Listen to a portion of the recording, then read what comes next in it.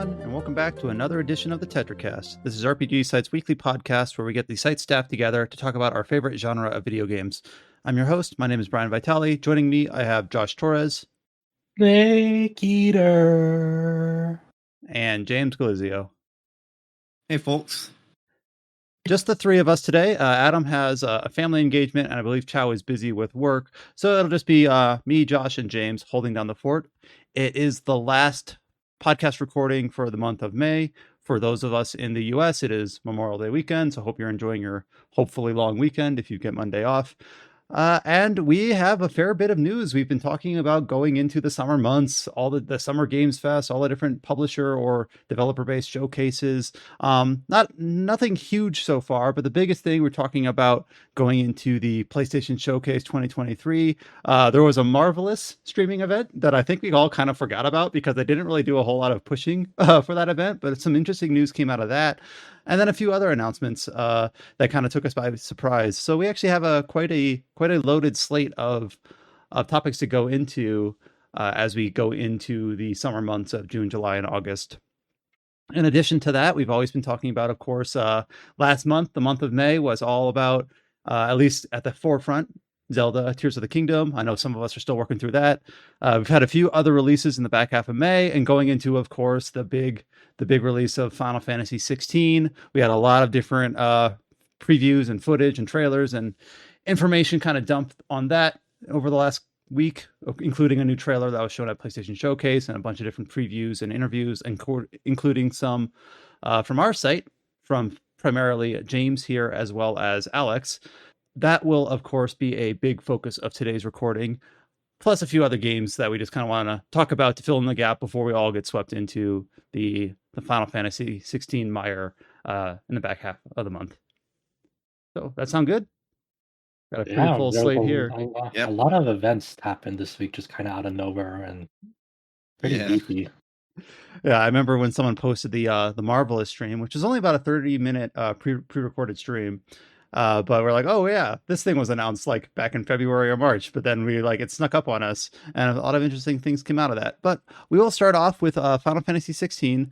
Of course, publicly, this was the Salvation trailer at the PlayStation Showcase, but James can finally talk about his experience going hands-on with Final Fantasy XVI from a few weeks ago, and Alex Donaldson, who was on the podcast last week to talk about Zelda, couldn't make it this week to talk about Final Fantasy XVI, also contributed to some of our site's preview features for that game. So I will hand it off to James to start out the discussion here. Final Fantasy XVI, of course. You were able to go hands-on a while back. Just tell us about your experience, about getting time with the game, your impressions, and just everything leading up to now. Yeah, so at the beginning of the month, I got a chance to play about 6 hours of Final Fantasy XVI. Most of that was completely linear from basically, the best way of explaining it is, they sat us down at a PS5 at the title screen, and then they clicked new game, and then we were off. Okay. So got to see the beginning hours of 16, which on one hand is awesome. On the other hand, it means that when I do eventually play the full game in a couple of weeks, I'm going to be skipping cutscenes a lot at the beginning of the playthrough. But yeah, this was the game as it starts, not a curated demo. This was just the opening hours. There was curation eventually. Like once we reached a point in the story, then they said, okay, here's a section later on that we have modified to include more like combat abilities, so you can get a better idea of the combat. And then there was a separate section that let us have a bit of a free reign with one of the more open zones. Okay, I imagine like if an E3 were to if in an imaginary world where an E3 happened this year, this probably would have been the build they would have used to show the game off, I imagine. Yeah. But did they say that was like the final build that you were playing, or like close to final build? It's definitely close to final build because we were unlocking trophies. So. Okay, yeah. Wow. Almost there then, if not already there. So I mean, like it just you have your preview piece up. There's an interview. You chatted with Alex. I think just I guess to get to get all the fluff out of the way, just like to the audience who's probably most curious, is like, how did it feel? How did it feel to control? How was the Switch like? Like quote unquote true action RPG that they keep on touting. Well, Just Josh, I'm a bit of two minds about this because I all do right. like the combat, and I think that you can definitely see where that Devil May Cry 5 DNA, I guess, for lack of a better word, is like showing itself in the combat. Yeah, they got the But dude that made yeah, the combat system. So but at least early on, it that doesn't quite feel what I expected because you have like a melee attack and a magic attack, and then you have a special attack that depends on the icon that you have equipped. Mhm. So if you have Phoenix, it's like a stinger. If it's Titan, it's a block, or if you time it perfectly, it's a parry. If it's Garuda, then it's like a kind of like, I don't know the best way to describe it. It's like a tether type attack, and the way that enemies work is that they have a stagger bar, and there's like a kind of spot in the middle of it where they very briefly get stunned, but not like the full stun duration. If you use Garuda's special attack or special ability there, that'll just like tie them down and will like extend that stun, which is kind of cool. But besides that, like there's really only the one combo. Okay. There's What do you really mean by only the that? one combo. And you do have access to other abilities that you can unlock by using like skill points, I believe. But the combat itself, it's fine, but like most of what makes the combat feel different is these cooldown abilities for your icons. And there's like you can equip two of them per each of the icons you have available to you. And basically those are your special attacks, like that rising attack with the wings you saw in the original trailer. That's one of those cooldown abilities. Uh, Okay. so I did enjoy the combat, and I didn't like get tired of it through the demo, but I could definitely see, unless there's like more significant changes later on, that it might get old pretty Hmm. quickly. When it comes to like managing these cooldowns, are you like switching between like these icon styles, and then like when you switch to another one, do like the cooldowns of the other icons keep on going? So when you cycle back to it, it'll all still They be do keep on available. going, and you actually Okay. can see like a little icon, no, not didn't mean for Hmm. the pun, I got you. uh, that lets you know like which of your abilities have recharged, and like when one recharges, you'll see like an effect around Clive that kind of lets you know which of the icons' abilities recharged. Like if it's one of Phoenix's, I believe it's like a red flash. If it's one of Garuda's, a green, and Titan Okay. yellow, something I like think that. one of the things that I guess from a spectator point of view, like for the trailers, whenever they show off combat, it's like it always feels like some of these enemy mobs, like even like the common mobs, feel like they're damaged sponges. Like it feels like sometimes you're kind of I putting out definitely hits, and it feels like you're not doing anything until like these big attacks. I've definitely felt a bit of that, and especially in some of the boss fights. That's the real reason why I noticed the combos being the same all the time, is that since you're basically sitting around waiting to use your cooldown abilities to deal most of your damage, not to mention wanting to maybe save some for once an enemy gets staggered, so you can kind of like just throw them all at the enemy while they're like weakened. It just the combat's good. I enjoyed it, but I'm not sure if what I played was enough of a, what's the best way of phrasing this? I am not sure if the action combat has enough depth to Mhm. really make up for what's been lost in the transition, at least so far. Yeah, it's a you only got to play a small slice of it, so we'll see how that develops, and hopefully it does develop in a significant way, because part of the big charm of the DMC formula is having like basically the freedom to vary up that you want to play in between Dante's styles, in between how Nero plays with his mechanics, in between Virgil, like that. Even though like even if you play other characters besides Dante that only stick to like one or two weapons, the way the way that they express their move set is all sorts of varied, especially once you start unlocking more and more skills from them. You just have so many techniques up your disposal to really vary it. Yeah, to be clear, you do get other abilities that aren't just timed. Like you do get enemy step. You do get more aerial attacks for your combos. So it's like you do get more abilities, but it does feel pretty limiting, at least in the opening hours. So yeah, and then so you and Alex were talking about supposedly this was like kind of like going to be the preview where they show off the RPG aspects of it, because I think up until this point, people have been wondering. It's like it's cool that like what they're showing, but to our audience, they're really, of course, first and foremost, they want to see the RPG mechanics. People who have been longtime fans of Final Fantasy really come to it for the RPG side of it, and we haven't really seen that much of it from FF16 up to this point. We've seen a few skill trees based on the icons, and that's kind of it. Yeah, and damage numbers, and you Oh, yeah. level up, but very basic stuff. So, what was your impression, from this preview? they didn't really show anything that they hadn't already shown that would kind of showcase the RPG elements.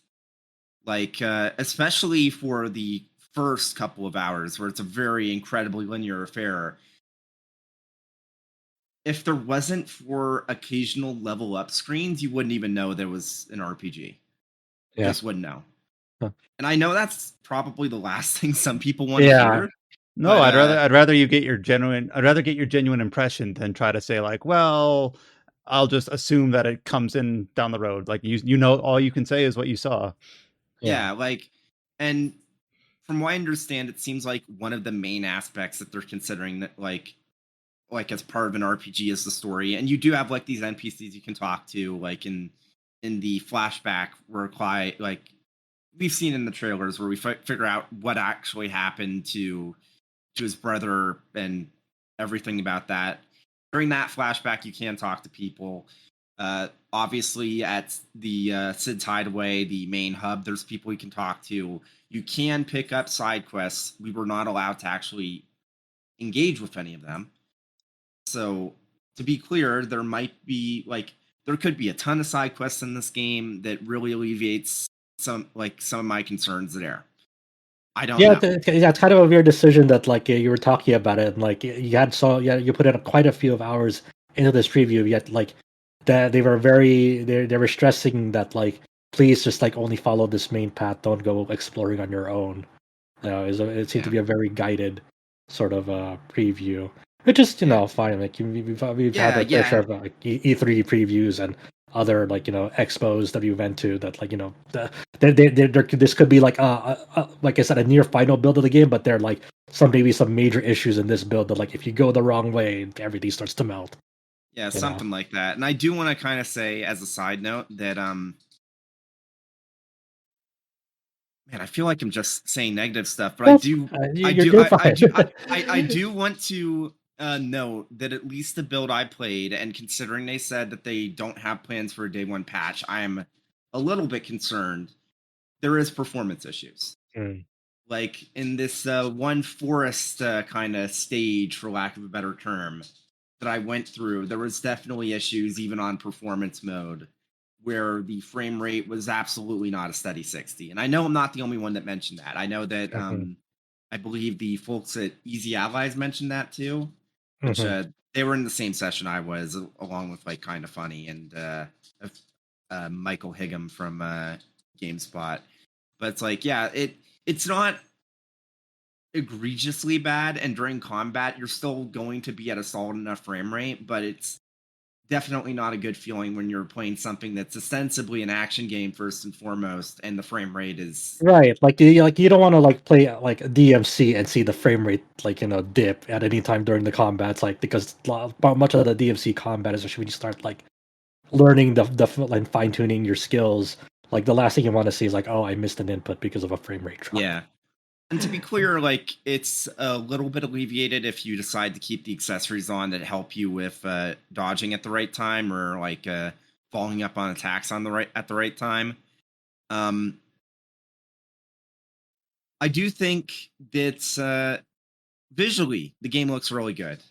Especially like that forest area. There's really good lighting, lots of fine detail on like leaves and whatnot on the ground, and like the shadows and everything are all around things. Uh, yeah, the game looks great, which is why it's a bit of a shame that there is some of those performance dips, because I feel like It is also one of those things. Like there's like kind of a true exclusive for a console, so it's like it's made from the ground up, only for PS5. Well, not I mean, quite, because they did confirm that they were working on a PS4 version at one point. okay, but still, then that makes it feel doubly shitty. If this was first conceived as a PS4 game and now it's on PS5 and it still has performance issues, then it still feel that kind of feels doubly shitty. Then, Well, that's just in kind of some like back to aspects. the same conversation we've had. Like, well, they'll probably fix it. This is just how games release now. Unfortunately, I I don't mean, know. It sucks that that's the status like quo. I mean, it would be great to just see like this that like none of this maybe none of this matters, and like because of the near final build, maybe they did figure it Right. out. But So I again, don't want to say all you can do is report on what you saw. So there you right. go. Yeah. So if this comes out and this tends to have really bad issues, performance issues, technical issues, then it's just another one on the board. Then. Now, I do want to say it's not nearly as bad as some of the other games we've gotten recently. It's like Right. It's not Lord of the Rings Gollum. that. Yeah, low blow. oh gosh, yeah. Yeah. It sounds like some of the limitations that James has seen might just be due to the limitations of what a RPG or an RPG adjacent games vertical slice can show, because Yeah. we've seen, like, I believe it was the February or March state of play, the last time we saw the game extended, like around the same time as PAX, where we saw Sid's Hideaway and the side quests and the hunt board and things like that. All these kind of like we talked about how this game is limited maybe in terms of RPG progression of your character or stats or equipment, but that's not all what comprises an RPG. We've seen the things like with the questing and with the side objectives and things like that, but those might not, if especially if James's preview deliberately kind of bars that because they're trying to say here's how the game plays moment to moment in the combat. Well, then it's going to focus on that. And that might be I think it's one of those like weird things that makes me wonder, because like he did get access to a build that had like more advanced, like more like later skills, like not saying end game or anything like that, but he was at a point in the game where he received more skills than like normal players would have in the final game. So it makes me wonder like how long in the final product will it take to ramp up to that point where the combat feels diverse and varied, because I don't want to like play like the first 20 hours of this game and it's just like you're kind of doing the same thing for the first 20 hours until you get more stuff to play around with, you know.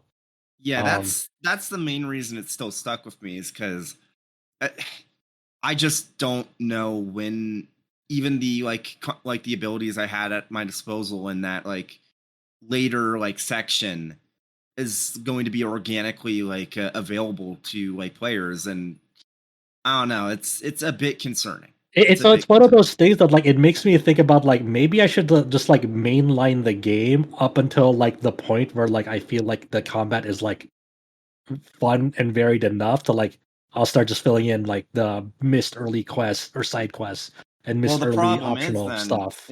is what if they're like completely missable? I wonder if there's like a completely missable stuff in that game, because I think like I'm not saying that not like no modern games do it these days, but it feels like most modern games have kind of shied away from like permanently missable stuff. Um, in terms of like how they're designed, but we'll see. I mean, who knows? But like it will feel bad like if there is like early permanent missable stuff and you're just trying to get to a point like you want to start having fun with the combat because you feel potentially you may be feeling that like it's lackluster up until like you finally get a point in the story where you get like a good amount of like icon abilities to play around with. In general, I Yeah. will say that like when I was younger, I was basically like I have to do all the side objectives, explore everywhere before I proceed on the primary objective.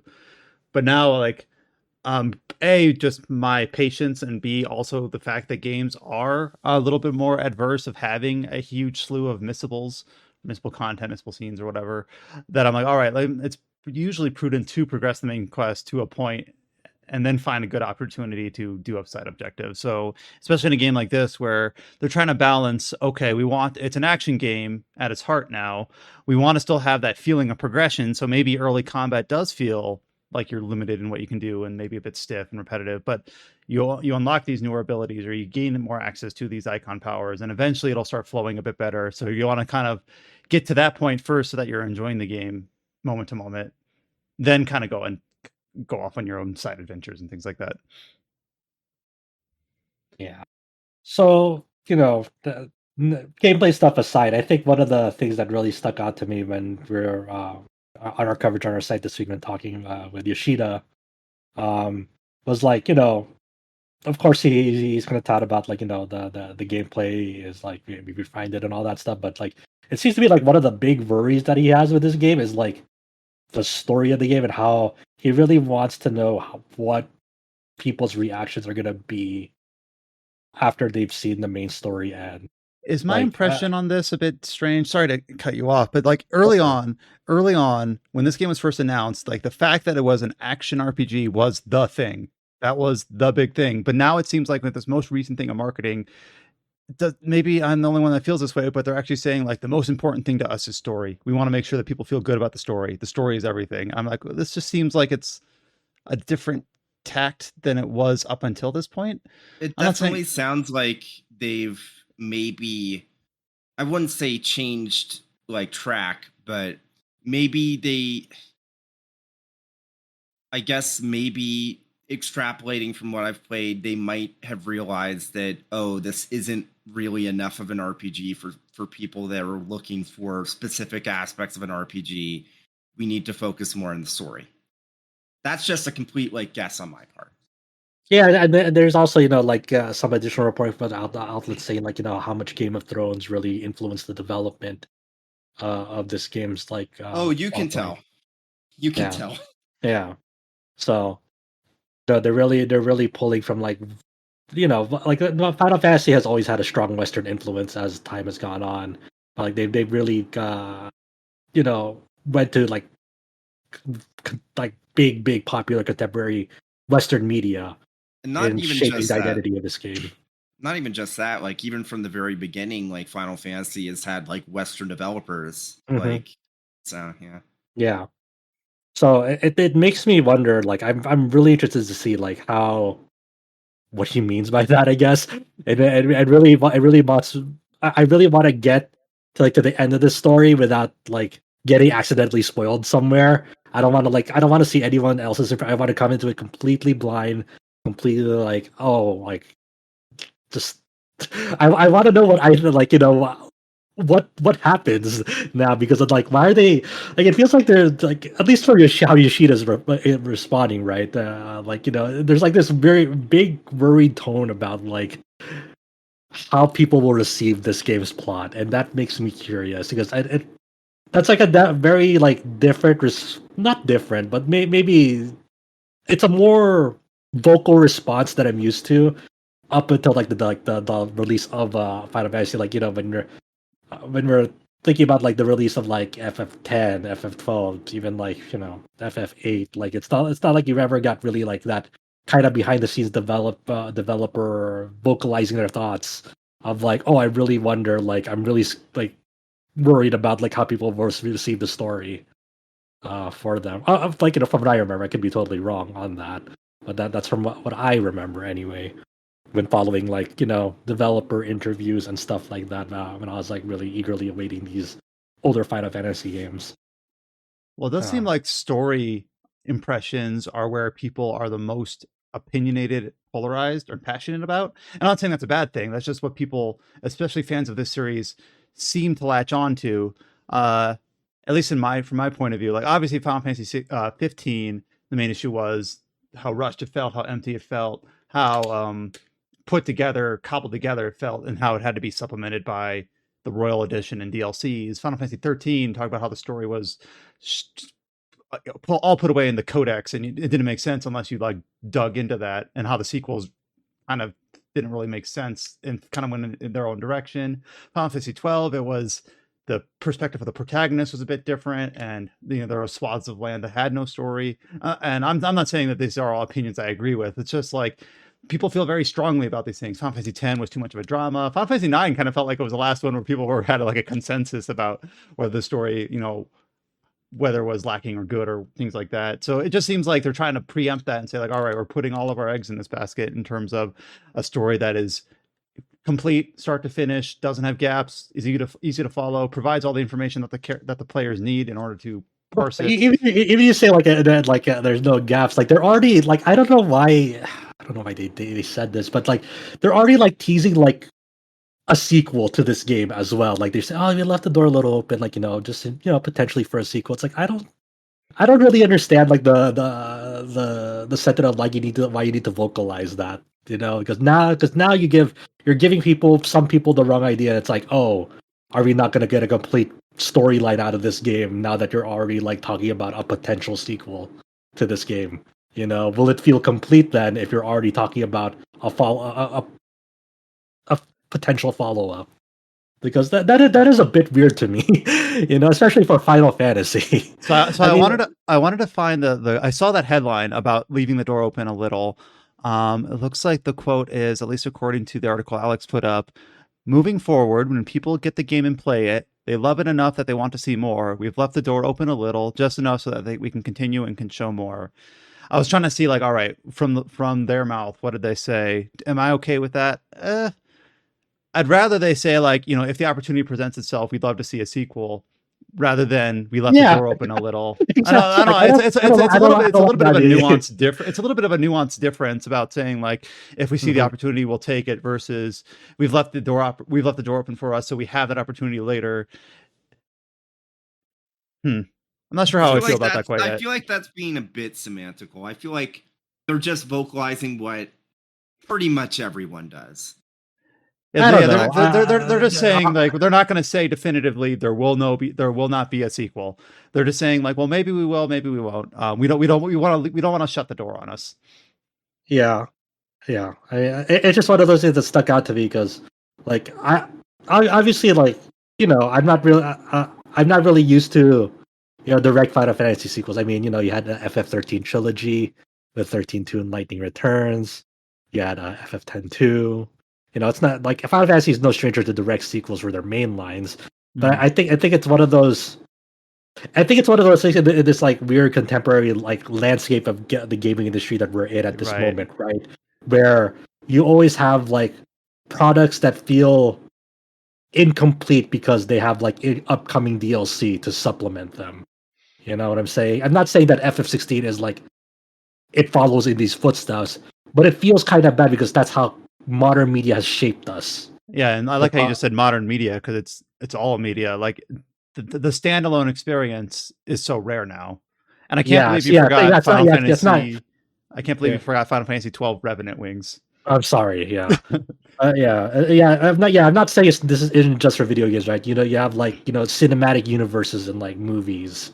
Like everyone's trying to have their own cinematic universe now. We're like, we'll make all these standalone and we'll tie it all up together.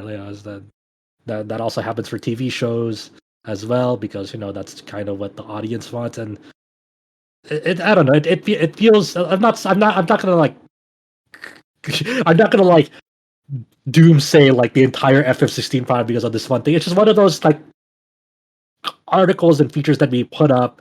And like I read it, it came from Alex, and I was like, I don't know, I just wanted to vocalize that kind of rubbed me the wrong way. But I'm not saying that like FF16 is going to be like ruined because of it. Because at the end of the day, I want to experience for myself like how this story unfolds and how it wraps up. For all I know, I could be, you'll see me come back end of June, and I'll be like, man, I'm so glad that Yoshida and the team are considering a sequel because we need one. For all I know, I could be that dude at the end of June, And like for Final Fantasy 15, it's not always sequels, but also like the King's Glaive, that prequel manga or whatever it was. It had a lot of like accompanying media that I'm actually like probably forgetting. And we're in that game's specific case, it really didn't elevate the product. But if the foundation is good, having those sorts of things, if that is in the cards, I'm not actually sure it is, could elevate the product. So a lot of this is just trying to, we won't know until we experience it for ourselves, whether what this sort of sequel tease is, or even if it is a sequel tease at all, what sort of potential there is for this universe, this world of Final Fantasy 16, whether it is other games or other media. So we might all come back in the end of June, like you said, and be like, wow, there's a lot of potential here. I want to see more. Versus, nope, that was a really good standalone experience. I'm glad we got what we got. Yeah. Is there anything you want to like point out, James, like in your time with it, or in any of the stuff that we put up for FF16? Because it's coming out in a few weeks. So we're like less than a month away from it. We're really coming down to the wire on. I'm FF16's assuming this release. is the last time we'll talk about it prior to the game's release, unless we have some major media dump between now and I said like a Pre-launch demo. Oh, right. That's a good point. Yeah. So I'll just state this, and then I'll hand it back off to James.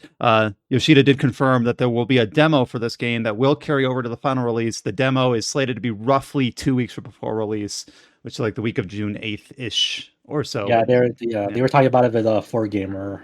Mhm. My bet is, since that pre-launch celebration thing is on the 11th, that's a little less than 2 weeks from launch, but they might just drop it then. That would make Okay. sense. No, but good point. So- We could have demo impressions that we all, and I'm assuming it'll look very similar to what James played. Yeah, and I do want to just stress, like, I might have been a bit more negative than I expected going into this, but I did enjoy my time with the demo, and I am excited to get my hands on with the full game. It's just like, I feel like a lot of us maybe were super, super hyped heading in. So like getting a chance to actually sit down and play the game, some of that luster, I guess, just kind of wore off. Vertical slices of RPGs are hard. They just are. Like I played plenty of demos of RPGs. The demo does nothing for me, or very little for me, and then like it's not really representative of the full game because it's so difficult. Because RPGs are a little bit more methodically paced, and sometimes a couple hour demo, even if it's up to 6 hours, just doesn't quite convey that. I mean, dude, like I played the Steam Next Fest demo of Asleeper Revision last year, and like I didn't really like it at all. And then like my friend got like the full release. He's like, no, you have to like fucking play this game. I'm like, really? I didn't really like that. He's like, you got to go fucking play it. And sure enough, I fucking fell in love with it at the full release. Like that demo really didn't do it justice at all. So like I always kind of. I don't try to let like demos of RPGs completely like color my entire impression like moving forward, because it like that shit is hard, man. Yeah. Any other final impressions or takeaways from your time with Final Fantasy 16, James? I have no idea what's going to happen in the story, and I'm excited. Wow. Yeah. They like the trailer that they put out at the PlayStation Showcase like got me pretty excited. Like that's some pretty good sound direction, a good BGM choice for that. Some of the lines are cheesy, but I enjoy cheesy lines, especially out of context cheesy lines, whether it's like a movie or a game. It was like, this sounds funny out of context. Well, that's another thing. Like I talked about demos not being representative of the full game. Sometimes it's hard to judge like, is the dub or the voice acting good or not when the lines are all out of context. Like, all right, I'll save judgment on that front as well. I thought on the trailer they looked the at least I didn't watch the Japanese, but the English one, I thought the voice work came out okay in the trailer, which is usually a pretty good sign. I kill to survive. You do it by choice. Maybe you thought less highly of it than me. No, I like. If it makes you laugh, that means I'm enjoying it, right? It's not like a dig at the game. It's like I kind of live to like have fun with that stuff like that. Well, thank you, James, for giving us your hands-on impressions. I know you've been kind of holding on to those for a while, and finally, we're in the final marketing phase of this game that we've all been looking forward to as one of our most anticipated of the year. Was it our most anticipated of the year? I don't even remember anymore. I don't know. So that's a lifetime ago. It feels like. Mm-hmm.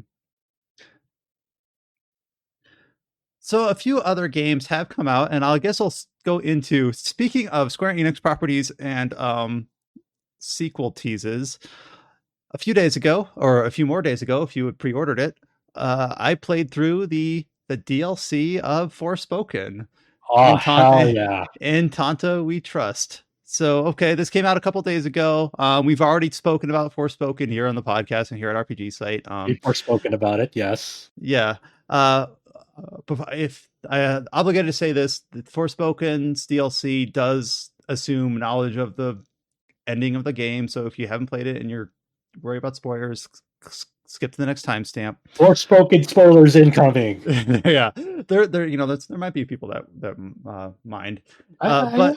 So I will start out with a few positive things. So Forspoken, I think in general, to try to summarize our experience with that game, like lukewarm, tepid, not terrible, fine. But I think Chow was more negative on it than the rest of us.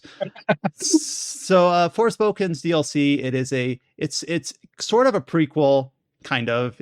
How the premise of it is that Frey, after the events of the base game, follows a mysterious voice into the past where she inhabits the body of another character from the I don't remember if it's 100 years ago or 1,000 years ago, from the time where the Tantas, the main matriarchs of Athia, were on the side of good. And I'll state this, that at the end of the game you learn that Cuff, that character, was actually like a reanimated demon from the Redigs that were basically attacking Athia and drove all the Tantas mad. And he was basically stringing you along the whole time, which I think a lot of people kind of predicted and thought was a bit hammy. But I do think, to state a positive, the fact that by the end of the Forspoken, you're still attached to Cuff, even though he was the antagonist of the game, and kind of have this like uneasy alliance with him. I actually think that is kind of an interesting premise. It's an interesting duology to have like the antagonist of the game that you're not friends with still attached to your arm, and the only reason he is going with you at all is because he has no other choice. So I do think that premise is there is potential there. So you're in the past in the body of I'm actually blanking on the name of the character, which is not a good sign of my memory. Talia? But Talia, that's it. Good, thank you. I will say that this DLC. Nice save. Thank you. I would never guess. This DLC takes about 90 minutes to beat. It's not. It's like it's a flash in the pan. So that's my excuse for not. Okay, how much is this DLC? Is it standalone, or did you have to get like a expensive edition of the game? $12.50. Oh, okay. I guess that's. To be fair, I did not exhaust the DLC. I just kind of did the main story. It took about 90 minutes. Okay. So you partner with Tanta Sinto, who you learn is Frey's mother, who you inhabit the body of Talia. So it's like Frey's memory and personality in the body of another character. Like, for instance, Sinta will see this person not as Frey but as Talia. So that's the premise. And then basically Talia ends up being captured by the Redigs, who are like Athia's sworn enemy. I will say that I haven't dove into the archives much, but why these people are antagonistic towards Athia, it's not clear, other than they're trying to summon this demon who we learn is Susurrus / Cuff to destroy Athia. Why? It's not made clear. So the storytelling is very hard to parse at times, at least the motivations of the characters. So you get these magic powers as Talia. You're working with Tanta Sinta, and you're fighting against the Redigs. That's pretty much the premise. I will say that the playable space of this DLC is much more well scoped compared to the base game. The base game, and Adam's talked about this just like a week ago or so when comparing it to Tears of the Kingdom, you have this giant map with tons of objectives that is way too big for the story that it has going on. It's a lot of emptiness. It's a lot of nothing. It's a lot of wide open spaces. It's kind of like not the best implementation of an open world map. In this DLC, the DLC is short. The area is not that big, which actually feels appropriate. I'm not saying that as a criticism. I'd rather have an area that's more well scoped to how much content there actually is, rather than just bloating it out with tons of map objectives. So I actually do think it's quite well scoped.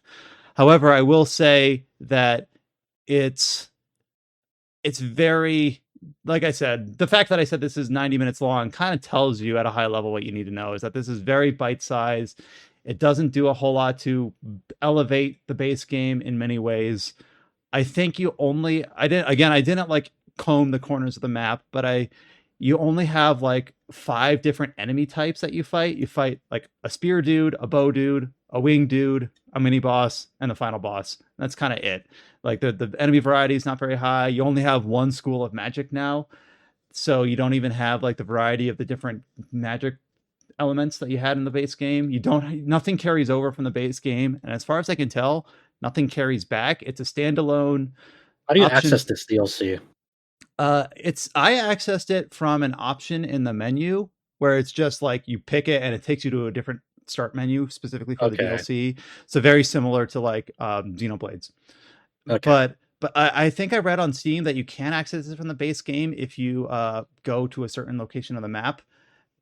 But I don't know if that really changes anything because you don't carry over any of your abilities or levels. I was actually wondering going in. I did not like. I kind of mainlined the base game of Forspoken as well. Didn't really like learn all the spells or upgrade them all with all the different challenges. I was wondering if that was going to put me at a disadvantage for the DLC. Answer is really no. You get a new spell set. You start over at level 1. It's all completely separate. And then once you clear it, you go back to the base game, and all that carries back over is like your archive entries, your codex entries. So it doesn't really interface with the main game much at all. It's kind of treated like a separate thing. You fight basically the main antagonist of the DLC is kind of a general from Redig, or I hope I'm pronouncing that right.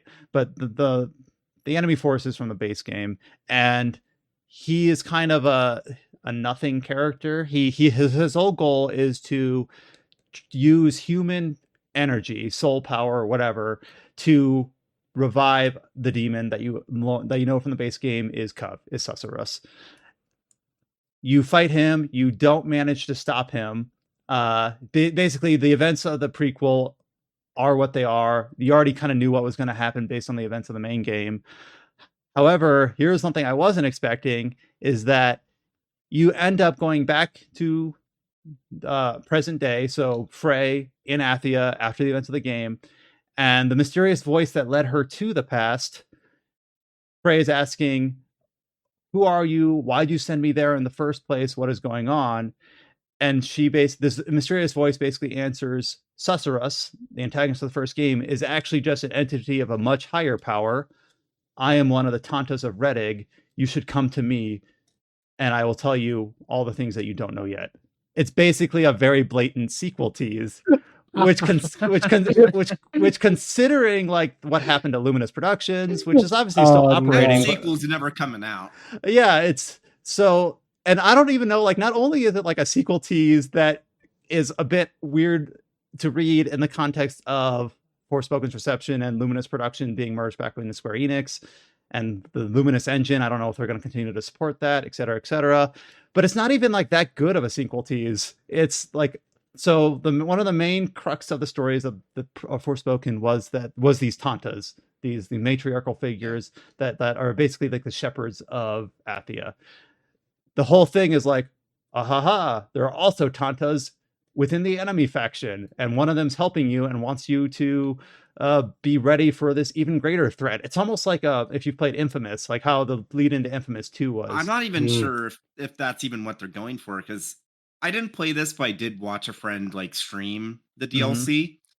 One, I can't believe they didn't just change that ending cutscene, because they had an easy way to just like wash their hands of the whole thing. Nah, dude, I like this commitment to the bit. But what they could have done, since in the past, and to be clear, Sus is with you, Cuff is with you in the past in that other body. Basically, the end of the prequel is him getting, like, I guess, revived or whatnot. They could have just had it been that since he was there in the past, he's no longer with you in the present now that you've come back to the present. They could have just done that. There is a bit of weird timey-wimey stuff, because Cuff is, like I said, he's still like antagonistic towards you in a way. He's like, wow, it was really interesting to see the moment of my rebirth.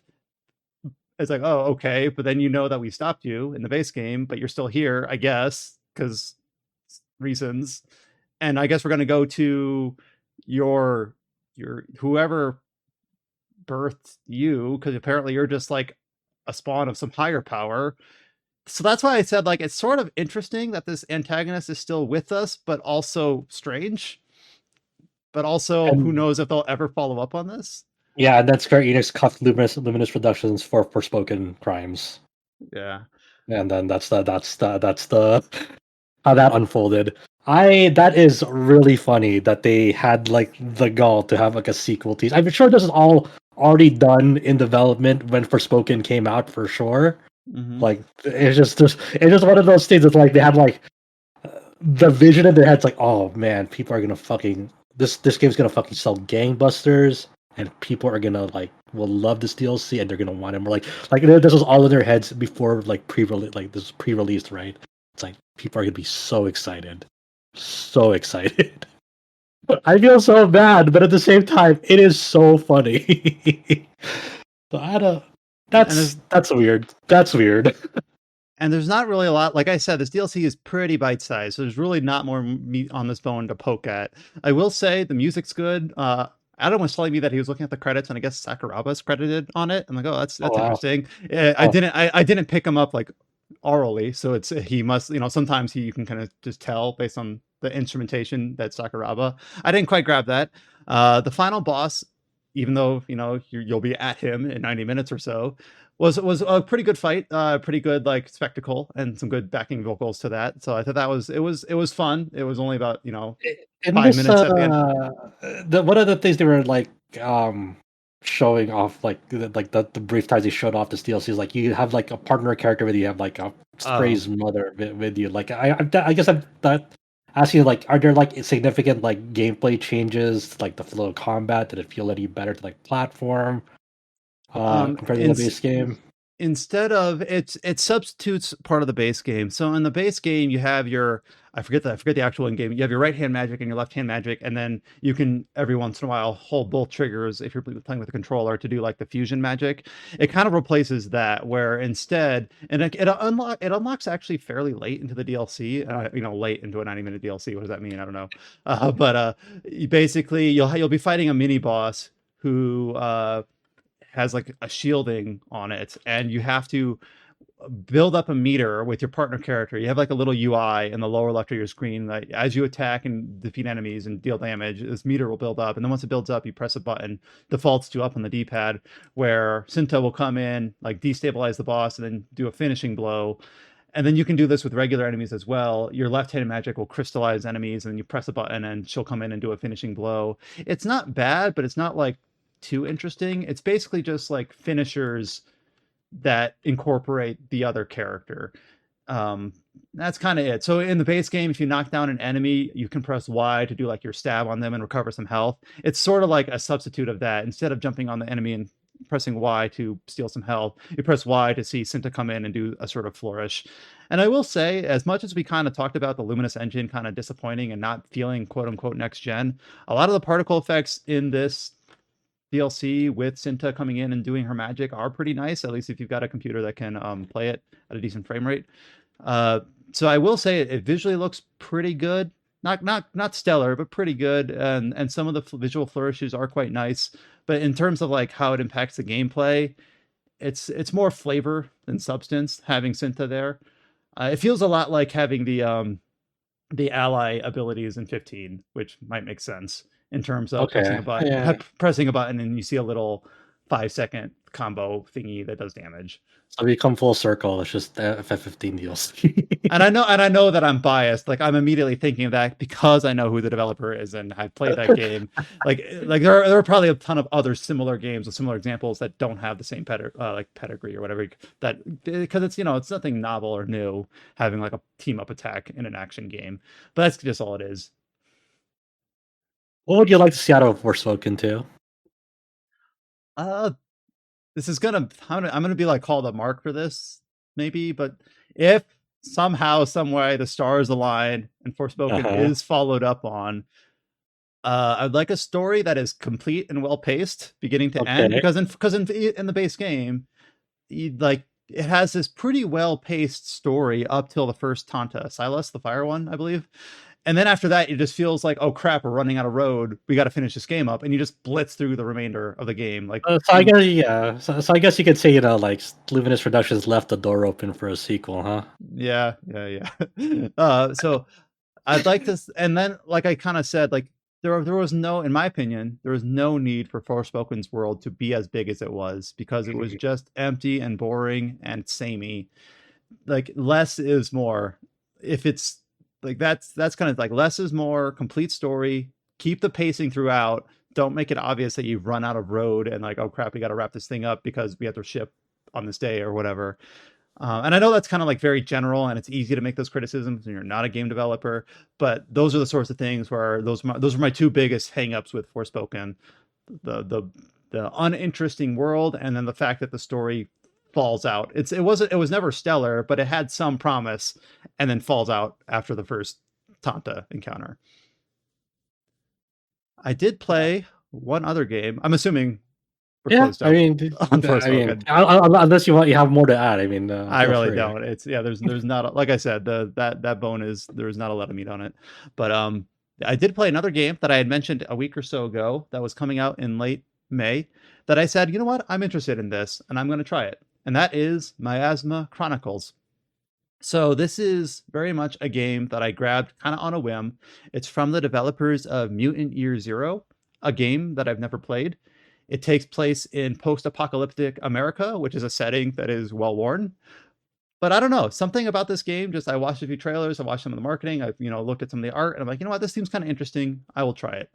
I have no history with Mutant Year Zero, so like, people who have played that game can probably point at Miasma Chronicles and see exactly where it's copy pasted, or how it's different. Um, but I will say I've only put in maybe about 2 or 3 hours, so these are very much like initial impressions. I will say, so set up the premise.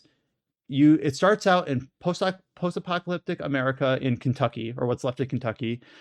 The main character's name is Elvis, who is like a boy who's about maybe 16 or 17. He's trying to open up this gate of miasma. Miasma, it's kind of like, it's both described as like a fog, but also it's like almost like particles. Like, it almost looks like it's like a techno based. Have you ever seen Big Hero 6, like the microbots that the kid invents or whatever? It kind of looks a little Yeah, bit like that. But of course, it's very clear that you don't know what miasma is, and you're not supposed to know it early on. Like, actually, like, the whole world is trying to figure out what the hell it is. So Elvis, he has like this power glove, and he's trying to open up this miasma wall, but he fails. His glove like burns up. The wall pushes him back. He's repelled, and he's like, "Damn, I got to go back to town to repair this." The two characters that I have so far are Elvis, and his robot companion brother, whose name I'm blanking on. I just blank on names. I think his name is like Biggs. Uh, let's see, Miasma Chronicles character. I'm gonna Google this. I suck at names too. Don't ever ask me for a character name, because I'll be like, I'll just say yes to Diggs. everything. I just, it's not Biggs, it's Diggs. Yeah, for me, it's like, I remember the character archetypes more than like, oh, what is their actual name? So Elvis is he's very much got protagonist energy. And then Biggs is like his snarky older brother, but it's a robot. It's like a sentient robot of some sort. So these are two characters. Um, they go back into town, and you learn that your Elvis's mother left this kind of this safe haven a while ago, and is encouraging Elvis to chase after her, because she had something more important that she needed to do regarding the miasma. And you're basically like, well, I don't want to be stuck here in this mining town, uh doing nothing and progressing nowhere. I'm going to chase after you, but in order to do that, I got to get through this miasma wall, which I don't know how to do. I will say the like first impressions in this, in terms of like art, sound design, voice acting, is all quite good. This game, for being an isometric game, is really quite pretty, which might be interesting to say for like a post-apocalyptic game with a setting that is kind of well worn. But it runs, like, I've seen some people report performance issues on PC. I'm doing okay. Maybe I'm just brute forcing it with my GPU, but in terms of like, the voice acting is really quite good. The game is really quite funny. The premise, in terms of like how quickly information is doled out to you, like, it's not quite in media res, but it doesn't do a whole lot of like just monologuing, or in terms of like setting up the premise. It lets you learn just by talking to characters, and kind of gleaning information from, sorry to say this, but environmental storytelling and things like that. Yeah. He said it. Environmental storytelling. Well, some people roll their eyes at that statement, but but I do just the game is actually just quite fun just to like listen to. In terms like, for instance, you go back to town and you come across, like, if you just wander, it tells you to go to the mayor's office right away. But I, of course, wandered around first, and you come across like this broken car. This broken car is not immediately flagged as like a point of interest or anything. But as you walk by it, Elvis will say, it was an accident. It wasn't my fault. And Diggs will say, I didn't say nothing, man. So basically it implies like he was responsible for that wreck. But without having being too overwrought about it. And then later in the story, you encounter a character, part of the main narrative, who basically says like, "I ain't helping you. You crashed my car." I'm like, "Aha! That's where this ties. That's where this ties in." So it's kind of, there's little clever bits like that. There's another little clever bit where they're talking about how they're running out of resources. It's post-apocalyptic, of course, and you're at like a bartender, but they're out of beer. He's like, I miss beer. Like, we ran out of beer 4 years Me ago. too. We have none left. And then later, and then in the same conversation, he's like, I also miss my wife. And then Elvis is like, oh, I'm sorry, I didn't realize she passed. Oh, she didn't pass. We're just divorced. Just stuff like that. Where it's like, all right, I get it. It's a little bit clever. For some people, it might be a little bit too jokey, silly, but I don't know. I think it's well paced, and it's little moments like that amongst more like standard fare, grimdark stuff. There are ways to like have humor in games still and have it be like implemented in a classy way instead of like trying to do the fucking Joss Whedon style wink at the camera. Yeah, so this is an isometric game where everything progresses. It's real time until you encounter enemies. So it's like I use the comparison like Wasteland 3 or XCOM, and whenever I compare something to XCOM, I always feel like, oh, there's got to be a better way. Like everything just compares turn-based tactical RPGs to XCOM. However, I was looking at like the store page on Steam for Mutant Year Zero, and the developers themselves call out XCOM, and then apparently this game follows a lot of the same trappings as Mutant Year Zero. So I'm like, all right, maybe that comparison's valid. But it does have a lot of the same trappings. If I describe the gameplay at a higher level, as soon as you encounter enemy units, it goes into turn-based. You can move either of your party members in either order. You've got a number of action points where you can move a certain distance and then engage an enemy if you're within range. Depending on where the enemy's positioned, you have a certain percentage chance of hitting them. So very, very kind of very typical stuff in terms of a tactical RPG. And it's not bad, but it's where I will say like I was more impressed by the game's visual flair, sound design, music, even voice acting and narrative. And then the gameplay is just more very, very standard. It's fine. It could be that it's just like Final Fantasy 13 that it hasn't quite doled out all the systems to me yet, though. It just seems like, I'm whelmed by the tactical RPG aspect of it a little bit. But it's not bad. It's just fine. It's just standard fare. I will say that at the beginning of the game, not only do you have a difficulty selection, you also have a selection where I believe the two options were called light tactical and full tactical. And light tactical, it says in its little thumbnail for what the selection means, is like, if you flank an enemy, you will have 100% chance of hitting them. Full tactical says there is just basically more RNG. And I'm like, that's just an interesting way to describe that. More RNG. That's means funny. Means more tactical.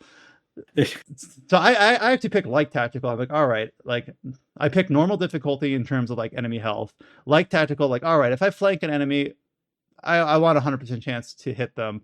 But I do like having the option, because sometimes having RNG chance, anyone who's played XCOM or Fire Emblem or whatever, sometimes having that, sometimes you just gotta roll with the punches in terms of if you have a high chance of hitting and you miss, oh, okay, do I have a contingency in place or whatever?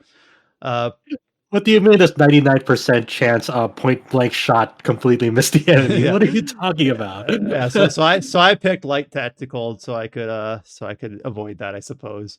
I forget if you can change mid save or not. I think you can, but don't quote me on that. I will say that exploration is actually pretty fun so far, and the game truly is like, it's not, we always talk about like the fringe between tactical game and tactical RPG.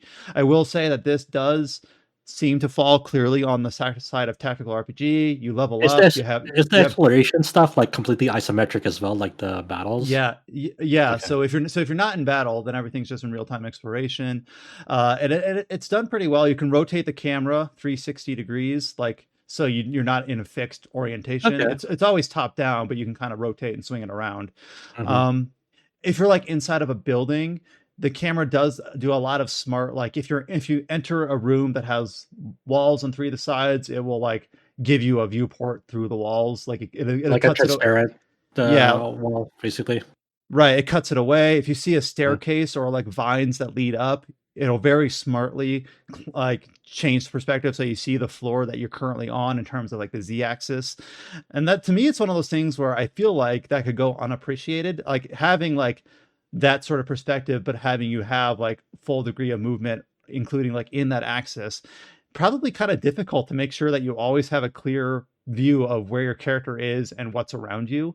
But so far in my time with this game, it's done pretty well. I've never been like, crap, I can't see where I'm going, or like or shimming around the camera to get a good look. It's just worked. So that I do think is done pretty quite well. I will say that exploration, even though like the act of exploring is carried out pretty well, so far the rewards of exploring are a little bit limited. They're not bad. They're just kind of they're fine. Like I'll find like a locked door. I'll explore around, and then in the next screen, I'll in a tucked away, I'll find like a key card, and then I'll come back to the locked door. I'm like, aha, I found. I'm proud of myself. I did this, and you'll go in, and it'll be like a single grenade, which I'm like, maybe that's useful. Maybe grenades are super useful in this game. But it was just, and at the time, it was just like, oh, that's what I got for this. Okay, I guess I'll file that away as job well done. Um, Do you have a sense of unfortunately, like how long this game is? Like, or do you not know? Like, I you just I I have no idea. I'm only like 3 okay. hours in. I looked at a developer stream and they said 30 to 40 hours. So I'm Oh, gonna okay. guess that Wow. I'm gonna guess that means 20 to 30 hours because you know how it is. Hmm. uh, but and that seems like I'm not sure a game like this I'd want to be much longer than that. So the most recent game that I've played that has the feeling like this is Wasteland 3, which is what 2019, Yeah, 2020. I figured you're gonna say that. I was like, And then I did play XCOM Enemy Unknown back in 2012. That was I'm like, damn, that was 11 years ago at this point. yeah, Uh, yeah, so 5 and th- lifetimes ago.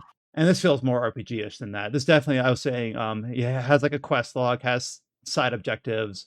You can clearly explore off the main path. You pull up the map and it has like the different nodes of like the opening area connects to these other areas. You zone into those areas, and this main town has openings into these four other areas. There's different regions, so the map seems quite vast. But I don't know how quickly I'm going to cover that because some of those areas might just be little regions that only take like 10 minutes to explore. But it seems like I don't really have any concerns about this being too long or too short. But I guess I'll report back once I'm able to put more time into the game. One thing that I do quite like is that each area it'll say how many optional quests you can find in that area. Like in Kentucky, which is like the first region of the game, it says like there are these three side quests. And I'm like, oh, I haven't found any of these three yet. So I wonder where I pick those up. So I do like that they just kind of explicitly list those out. It also lists like you found 0 of 2 treasures. And those treasures, the ones that I found so far, just give you EXP. So that's kind of that's a decent incentive, I think. It's like an unlisted side quest. So side quests give you EXP and supplies, um, and so do like exploring and finding these treasures. The game does do, and this is a nitpick, the game does do one cardinal sin, and that is Mhm. that it has audio logs, which are well worn but fine. However, you can only listen to the audio log while you're in the menu. And I'm like, oh, come on. Like I like it when games allow you to start the log and then just let it play as you play. Like the log will just go as you explore. I really like that. The fact that you have to be in the menu to listen to them just means I'm less likely to listen to them. Right. Even so I'm like, oh, come on. Like it's not that big a deal, but I'm like, I always just feel bummed out when I'm like, all right, Uh, I started playing the audio log, let me close the menu, and then the audio log stops. And I'm like, yeah. man. Mirror Valkyrie Elysium, man. I think about that game and you say that. uh Uh, there was some other more recent game that had like audio log. I think it was like one of the Tomb Raider games where you pick up different relics and the new Tomb Raider, well, it's not new anymore, but Camilla Luddington or whatever will read out these different things that you find, but only if you're in the menu. I'm like, well, I'm just not going to listen to these then. Yeah. I will say that the premise it could potentially be very rote so far, but it does have some interesting ideas. Like post-apocalyptic, obviously there's only so many ways you can bake that cake, but it talks about how you find some audio logs from the before times, quote unquote, where they talk about how they found, like, they've solved the energy crisis and the waste crisis, where now they have these farms where these, like, I think they said, like, these bug farms where they consume CO2, or the seaweed farms that will absorb microplastics. And like, oh, they're like there's like an environmental slant to it, but clearly something like that, clearly something went wrong. But it seems like they were on the cusp of solving these issues, but somehow the miasma was formed instead, which I haven't learned quite what that is yet. And one thing that also kind of ties into that is that the currency in this game is called plastic. I was picking up things like Hmm. plastic times 10, plastic times 30. I'm like, what is this? Is this like material for crafting? I'm like, oh wait, no, that's just currency. That's Like interesting. bottle caps. Yeah. So I'm like, oh, my guess is that it has something to do with Earth environmentalism of some sort, some What sort of is this like, game trying to tell me, really? but I really have no idea quite yet. Yeah. Um, That's I wonder if there's actually like some in-game explanation they'll give you down the line for that. mhm. I mean, Fallout is pretty obvious, but like why bottle caps are the currency. Yeah. And then there is this group of people called the First Family, who are basically humans that are in power. They send out these drones called collectors to these different settlements to basically tax them. So and sort. And the settlement they started with is a gold mine, like literally Mhm. mining for gold. And they're one of the people say, like, why do we even support these? Like, what do we owe the First Family? It's like, well, if we don't pay them, they're just going to put us under. They're just going to wipe the town off the map. We have no choice, sort of thing. So like, what is the First Family's motivation? Like, how are they responsible for the miasma, or are they just like um usurping it for their own gain? I don't know yet. Uh, so it does a decent good job, kind of setting up the premise, setting up enough intrigue, you find like a bunch of decayed corpses in like an old ruin, and Elvis asks Diggs, "I wonder if these are originals, like people who are from before Miasma are called originals."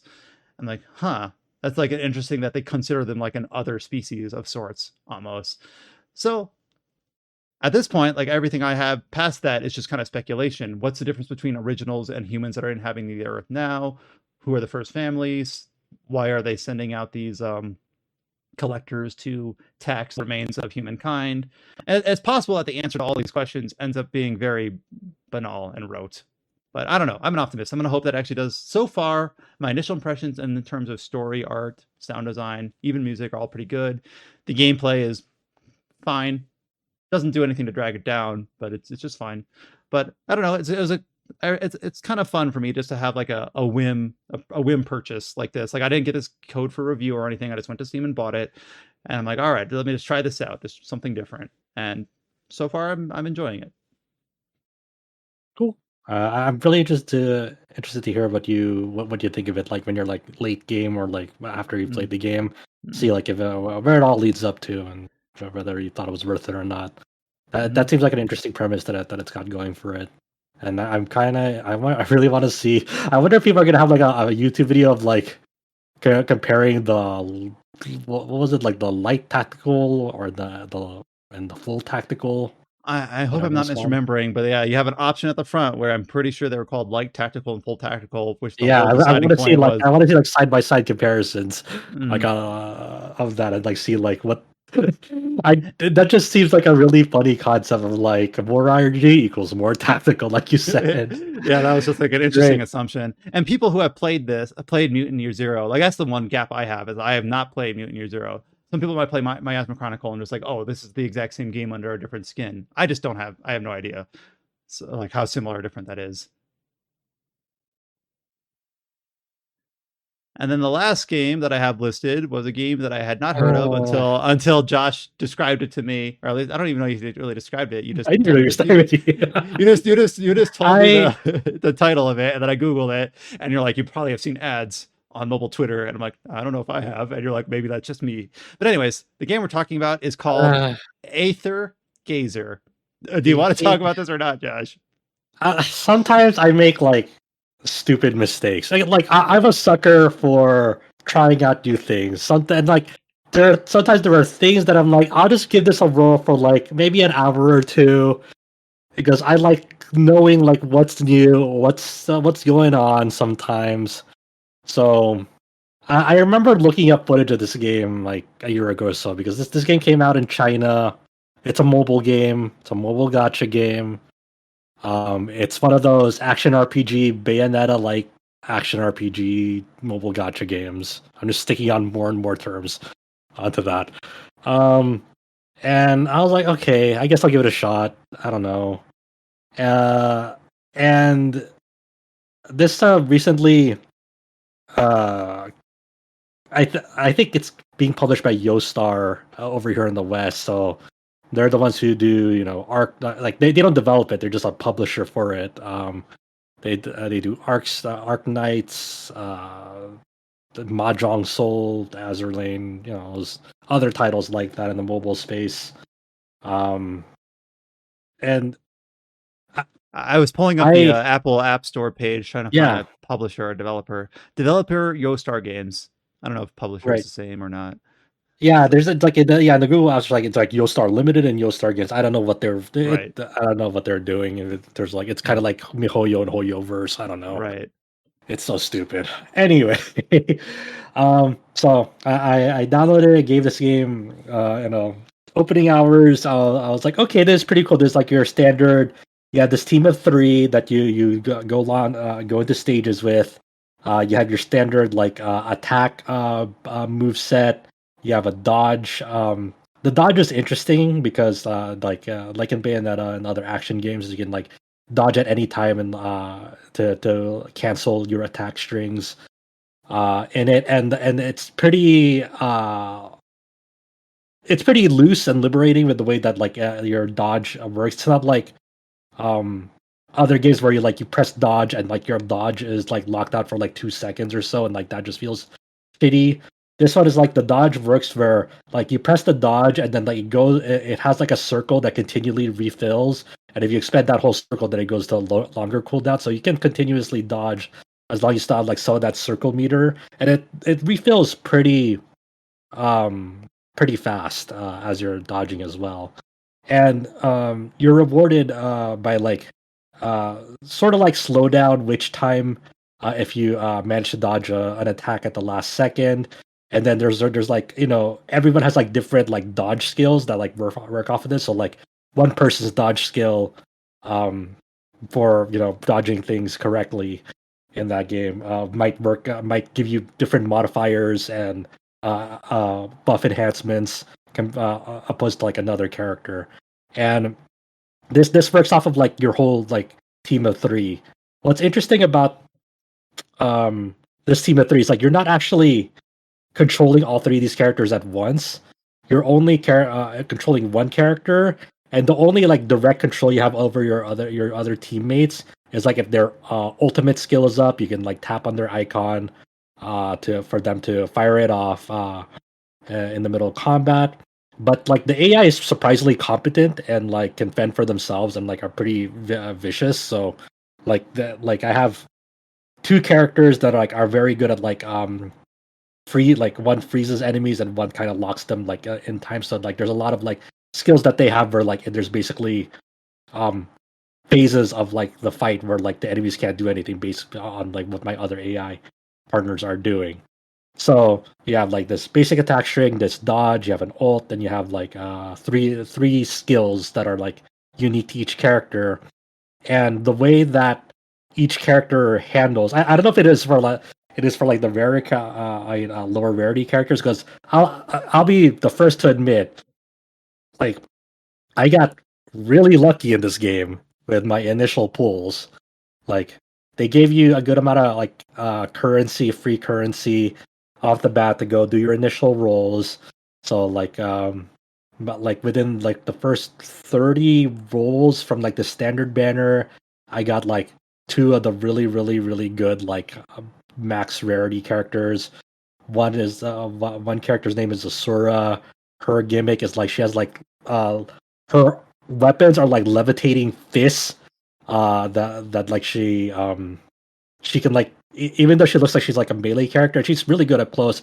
She can actually target off like far off enemies by like throwing punches into like a void dimension that like pops up near her and then pops up near the enemy. So like there's like you're like throwing fists at them from afar, and like she has skills where she can like group enemies together, and she has a unique mechanic where she can like hold in her attacks for like a bigger a unique attack for that. That's basically a charge attack. Isn't there On some it. anime or some other game where like a character like sends their punches through portals to punch enemies? Like it's ringing like a bell, like on the fringe of my brain, but I can't Hold quite. on, Seattle.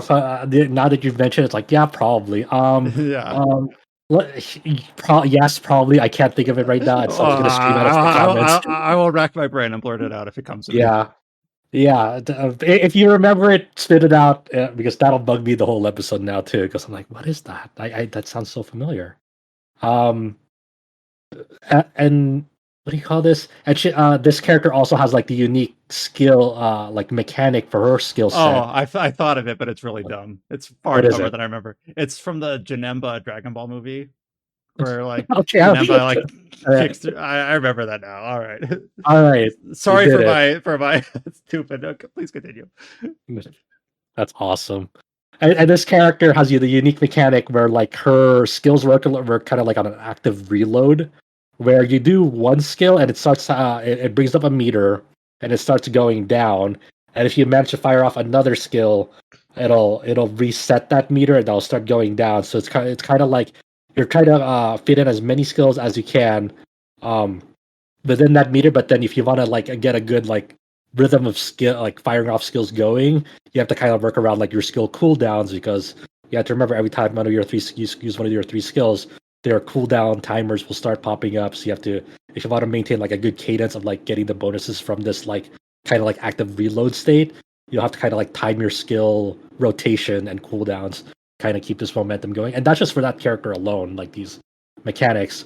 One of the other really good characters that I got from the standard banner was like an ice mage that has like a really good like AoE freeze in place, and like she's like kind of your standard mage character that like enters like a dream mage stance as you fire off more spells. So she's really great for crowd control and range combat. And then the other character that I got really fucking lucky on is like a limited character that I got. Not only did I get her in her first 10 pull, I got her two of her. So I got a dupe of her to make her even better. And she's like this lightning samurai person. Um, and she has a really cool mechanic where she has these three skills. And her first two skills, her first skill is like a forward thrust, like a stinger from Devil May Cry, and her second skill is kind of like this big like katana combo, and like both of these skills place a thunder seal on enemies. And her third skill has the unique property of where like it has like three stages, but the only way you advance through these stages for the big final third stage, which does a shitload of damage, is you have to hit enemies that have a thunder seal on them to instantly like refresh it to get to the next stage. And then but if you hit them with this third skill, it'll take off the thunder seal. So you have to use one of your other skills before using another stage of that third skill to basically get wipe away another thunder seal from them at that second stage, and then unlock the third stage. So you kind of have to like have there's like a kind of like a skill ceiling to that of like getting a good cadence of maximizing DPS with this character. It's not just like a mindless like tap all your buttons and then wait for their cooldowns. You kind of have to be wary of like do I have a thunder seal on the enemy? And that's just like for this character alone as well, like a unique mechanic. So like I do like the variety in the characters that I'm playing, admittedly, they're like all considered very, very, very good at this like state of the game. So that's kind of like I was like, oh man, this game's really fun because these characters are really fucking crazy. Um, I don't know anything about the story. It's like your generic sci-fi story that I've skipped all the story cutscenes in Mhm. and all the dialogues. I don't care. I'm there for the gameplay. It's kind of like my Bayonetta fix. Um, the one wish that I had that everyone I'm sure wishes is that everyone wishes this got like a PC native client. I've been playing it on an emulator and on my mobile phone, and the playing these kinds of games are never really that doesn't feel that great on them. But if the gameplay is fun enough, like in this one, um, I bear with it. It all but this commits all the uh, sins of your modern mobile gotcha games. This has like your this has your battle pass with the free track and the premium paid track. This has the gotcha banners of like standard banners, limited banners, and then this one is kind of especially kind of devious because it has a third type of banner where like Genshin and Honkai Star, you have like a weapon banner. This one is sort of like that, but it is you can fuck it up if you don't pay attention to what you're doing. And what do I mean by fucking up? So like the kind of like the weapons in this game, each character has a weapon that they equip and that you can level up. You can limit break them as you level them up. But you can attach like a thing called a functor to them, and they're kind of like Pokemon pets almost that give like modifiers Called like a the what? generic functors, functor, functors. Oh, okay. Yes, you like that term, Brian? I was trying to parse it in my brain. I'm like, I can't. How do you spell that? And then you spelled it for me. So I'm like, oh, okay, that's how. Yeah, it's just a functor, man. Okay. I hate saying it too. Um, and these I don't know if you call them creatures or I don't know. They look like little girls that you evolve like a Pokemon, but basically their in the Functor banner, you can choose the 5-star that if you get a 5-star from that banner, you can choose what 5-star you get again, and each of these different 5-stars correspond to an element that can evolve to other evolved um, new functors that give character exclusive specific bonuses. So what do I mean by that? So let's say like I forgot what the elements are called in this game. So let's say for example, there's the elements of fire, water, wind, and earth. And in this, when you get to the functor banner, that you can choose before you roll. It won't tell you this outright, which is kind of devious. But at the upper right corner of that screen, it says choose, or functor or whatever, and like you can choose between fire, water, wind, or earth, and you can change these at any time. But and you have to look at like what forms these functors turn into. So let's say I try to roll for Charmander, and Charmander turns into Charmeleon, into Charizard, um, and so forth. And if I were to roll for if I got Charmander from this banner, I can evolve Charmander either Charmeleon, and then this character would have can only equip Charmeleon and get bonuses out of it, or I can evolve that Charmander to Charizard, and another different character will get like different bonuses out of it, and it's like kind of their exclusive functor, if that makes sense. It just sounds like a branching evolution almost. Yes, yeah, basically. So you kind of have to do a little bit of like research before you roll on that banner to be like, okay, I have to make sure I choose like the correct starter for this to evolve them into the the functor that I want for my character. So that lightning samurai lady, I had to go pick like the Sakura functor manually from that banner screen. Uh, because when I roll that 5-star, it still has the same 5-star rates of like 1.6%. So in the event, and pity is at like 70 rolls.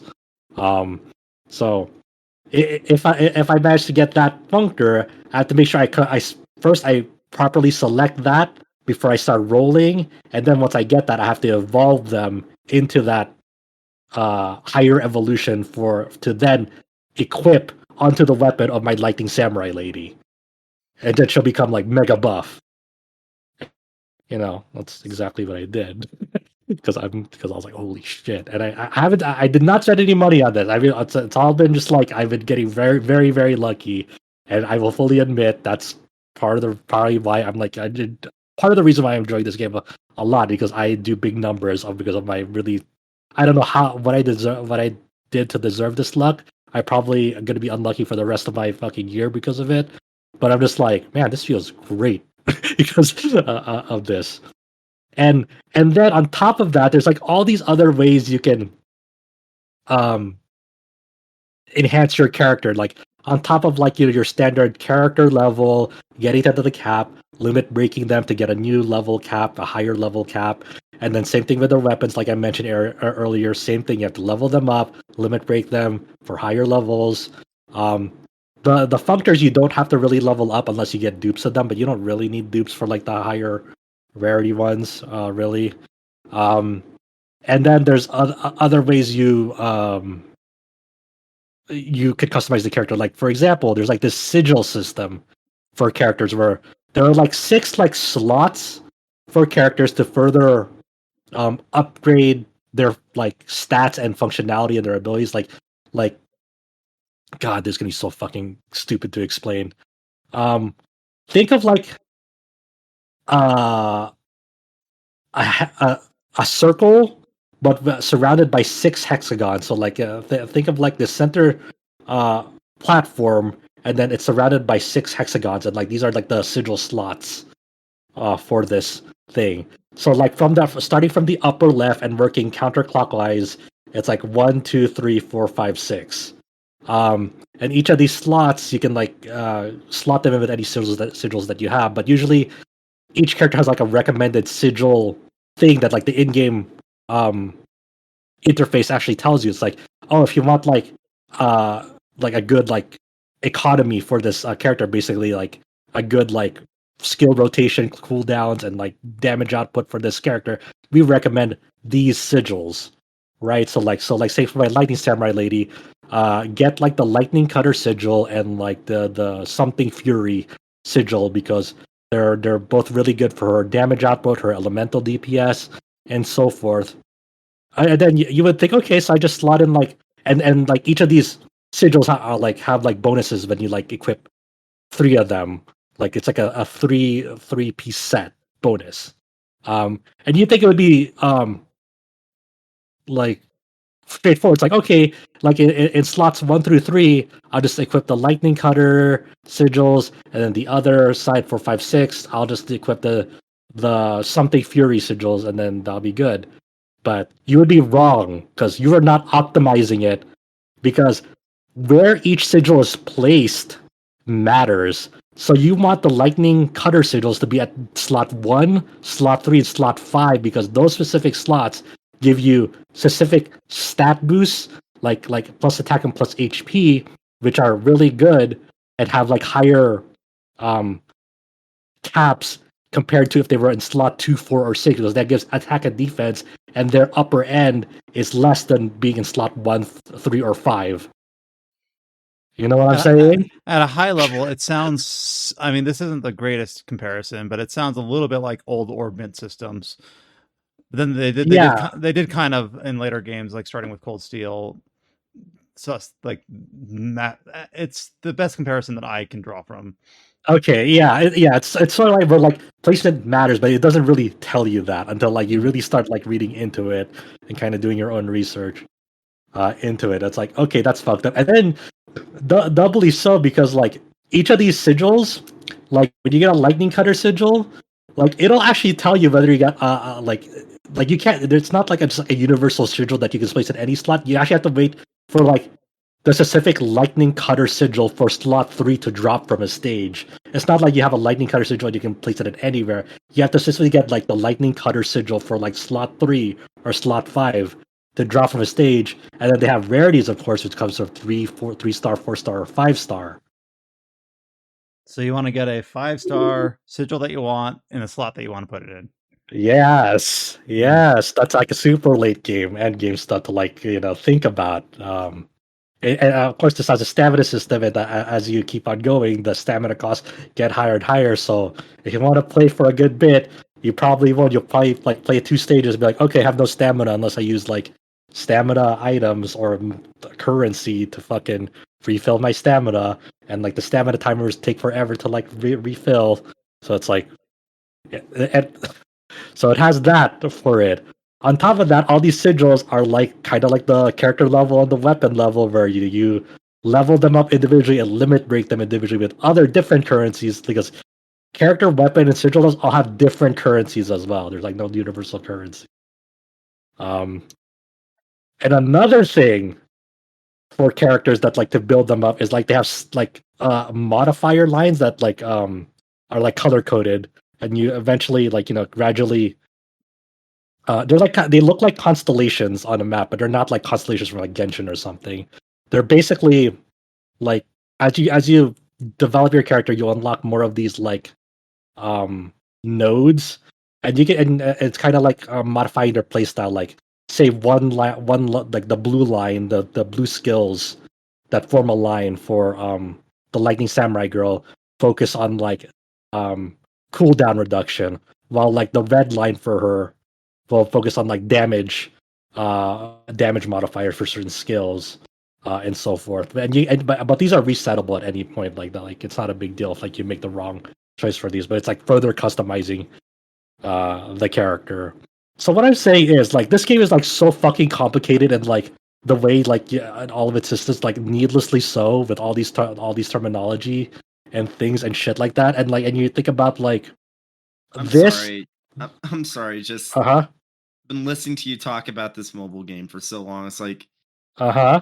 why does it feel like gotcha games? You need to have like, you need to take like a 7 college overlapping class. systems. Have the wiki up Yeah. on a page on a second monitor. Uh-huh. And then think about this times 3 for like your main team, and thinking about like synergies and stuff like that, because there are some like ultimate skill chains. Like if you have certain characters in the same team, they'll do like specific animations and attacks together if you fire off their ultimates. And then you'll also in the long term want to have multiple of these, because there are some modes that are like lock you out from like using a team that you use for one boss. You have to go to another team for like another boss and stuff like that.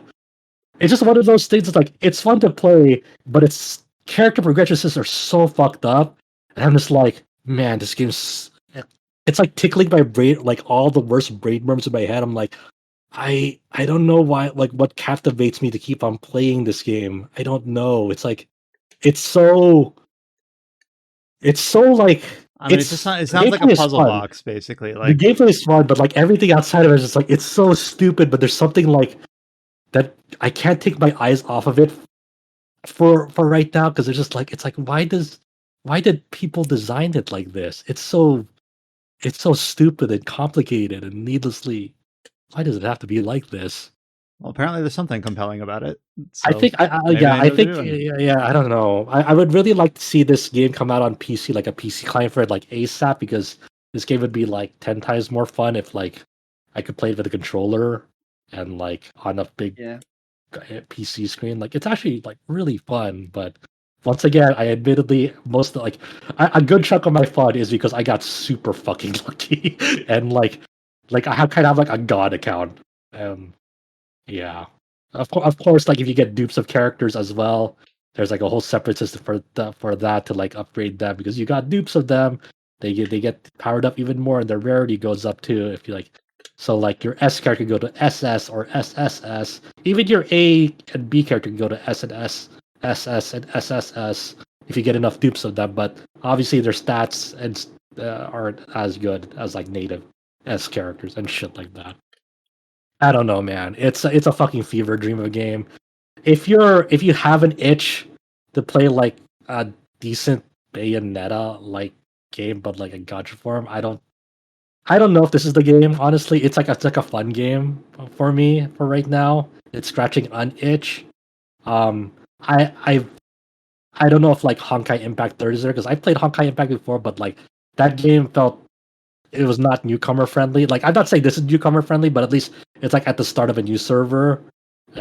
So like it's like in the start of a new game in a region, so it feels like at least you're getting in like at the beginning. You're in the same boat as everyone else. Yeah, you're not like in like year 5 of like an ongoing game where there's like a fucking like 10,000 modes and you're like, okay, cool, I'm fucking lost. I haven't really played another kind of game called Punishing Gray Raven. That's also has like this action RPG system. I can't speak to that. I know they recently released a PC client for that game. I'm like, I don't know. I'll just Now that one, I stick will with say, this one. I was saying earlier that I haven't seen ads for Aether Gazer, but I have seen ads for Punishing Gray Raven. So Okay, no, there you go. So someone's doing their job. Mhm. So Thank you for sharing yeah, your I don't know brainworm experience with gosh, Aether Gazer. I'm so stupid. Nah. I mean, it sounds like for those that are rule mechanic nerds and like to have all those, like Adam Legs uses the term spinning plates, it has something going for it, but with the caveat of all the usual gotcha trappings, like you said. Yeah, yeah. Well, with that, we've covered kind of an interesting gamut of games here in late spring. And we'll go into the news section of this podcast, which basically is going to come in 3 major chunks. We talked about obviously Final Fantasy 16 at the start of this podcast, which had a presence in the PlayStation Showcase 2023. We'll talk about some other RPG or RPG adjacent news that came out of the PlayStation Showcase. We also talk about the Marvelous event that was held also this last week. And then we'll wrap up with a few other things that came out alongside, mostly release dates, a few things like that. We'll start out with the PlayStation Showcase. And I think a lot of people were a little bit, my impressions based on just seeing response on Twitter, on social media, and on forums, is that they're really whelmed by the showcase, specifically in terms of first party output. In terms of a lot of PvP or games as a service focus, Spider-Man 2, those that are interested in that game, had a really good showing, and that was kind of Oh like yeah, I'm excited for it. Insomniac carrying Sony first party on their shoulders, just having insane output over the last 5 years or so. Yeah, it's just Sony first party games in general have had a really consistent like output, like consistent like high quality output. Like not just Spider-Man. You have like God of God of War. War, Forbidden The, West. yeah, Horizon. So Mhm. they've been having like a pretty good track record for that crowd. But I'm very excited for Spider-Man. I really enjoyed the first game. I enjoyed the Miles Morales sort of like side game. That was like I really liked the Miles Morales stuff a lot in there. So what they showed looked really promising. Looked like it kind of surprised me in ways because I didn't think they were gonna have like the Venom suit for Spider-Man or the the symbiote suit from the get go for it. So that looked really fun to control and like obviously having the symbiote suit on Spider-Man, angrier, more moody Peter. If I get flashbacks of the fucking Spider-Man 3 Raimi film, Yeah. and that makes me laugh because that was short of fucking trip. So yeah, that looks great. And then one thing that I think was the highlight for at least a few people on staff was something as far as I know, was a surprise to almost all of us. We weren't expecting to see, and that was our first real look at the upcoming Dragon's Dogma 2. I was a Now, believer. Alex wasn't. I won. so Dragon's Dogma 2 was actually announced last year during like the 10 years of Dragon's Dogma digital event. It was one of those things where it's like, nowadays you cannot have an anniversary event without people going in expecting a tease for a follow-up, and it's almost like disappointing if it doesn't show up. And Dragon's Dogma 2 was having a celebration event I should say Dragon's Dogma was having a celebration event last year for 10 years since the release of the original game that came out in 2012. But then at the very end, the development studio behind it, Itsuno, Ikeno, and Suzuki, unveiled that they had Dragon's Dogma 2 t-shirts, and that the sequel was in development, and it was a very Yeah, low key yeah, announcement. Like that was it, like a logo on a T-shirt. pretty much. Yeah, that was it. And I was like, what the fuck? Come on, you got to give us more. And we did not know when, if, how we would see it again. And turns out we saw it again at the PlayStation Showcase. It was an introductory first look trailer. This is our first time seeing the game in any capacity other than a logo, but actually showed a fair amount of cutscene gameplay. A lot of stuff like familiar spells, familiar animations. It looks very much like a sequel to Dragon's Dogma 2, or sorry, a sequel to Dragon's Dogma. Like it looks like, for people who have been waiting for this, like I can't imagine. I'm not as huge of a fan of the original game as, for instance, Alex Donaldson is, but I did think it was a really quality, kind of surprising RPG with an interesting kind of gameplay loop. And I remember one thing, due to the like Dragon's Dogma Online, the how that might have related to that Deep Down project work, but so people weren't quite exactly sure what Dragon's Dogma 2 might look like. But in a fact sheet that Capcom delivered with this look and trailer, they very clearly stated that this is a single player RPG, action RPG, and will still use the pawn system as far as can be described as it was in the original game. So it's very much plays like Dragon's Dogma, which I think some people were Yeah, concerned that it might have like more multiplayer component, or I don't know if concerned is the right word. Concerned, curious, maybe even wanting for it to have more of a traditional multiplayer component rather than just like sharing pawns amongst your friends. But it seems like that's not the case. It seems like they're just taking the same tact that the base game had, where it's single player focused, that you can summon up to 3 pawns. I presume that the pawns can be shared amongst your network friends, like they were in the previous game. It basically it's seems really like interesting. Yeah, I would have thought they would have added like. I remember when the first Dragon's Dogma came out. They initially, it's not even Dark Arisen. Like one of the major complaints for that game is like, where's the multiplayer? This feels like a game that's like would be amazing in multiplayer, and like and people weren't really like. It took a long time for people to really warm up to the pawn system, and like I think it truly didn't shine to like Dark Dark Arisen. Arisen, yeah. And that people were like, okay, the pawn system is actually pretty awesome. Like I've had friends like spend like hundreds of hours training up pawns to Mhm. troll people online. You know, if they like to just do the dumbest shit in other people's games, which is really funny. And it's kind of just to see Capcom and the development team kind of double down on this. Like they really want to preserve that Dragon's Dogma identity. That's the thing that Mhm. really distinguished it from other games. Like they could take a more standard road of like including multiplayer and having and playing with friends, but no, they're like we're gonna keep it single player and we're gonna stay with this pawn system, and and then this is now built from the ground up with RE Engine like all their other games now, and it looks Mhm. great. And when you see gameplay footage of that game, it's all in-game footage, and you just see how people firing spells, firing off arrows, people hitting people with swords. Like you Climbing can on a tell by the griffin. way.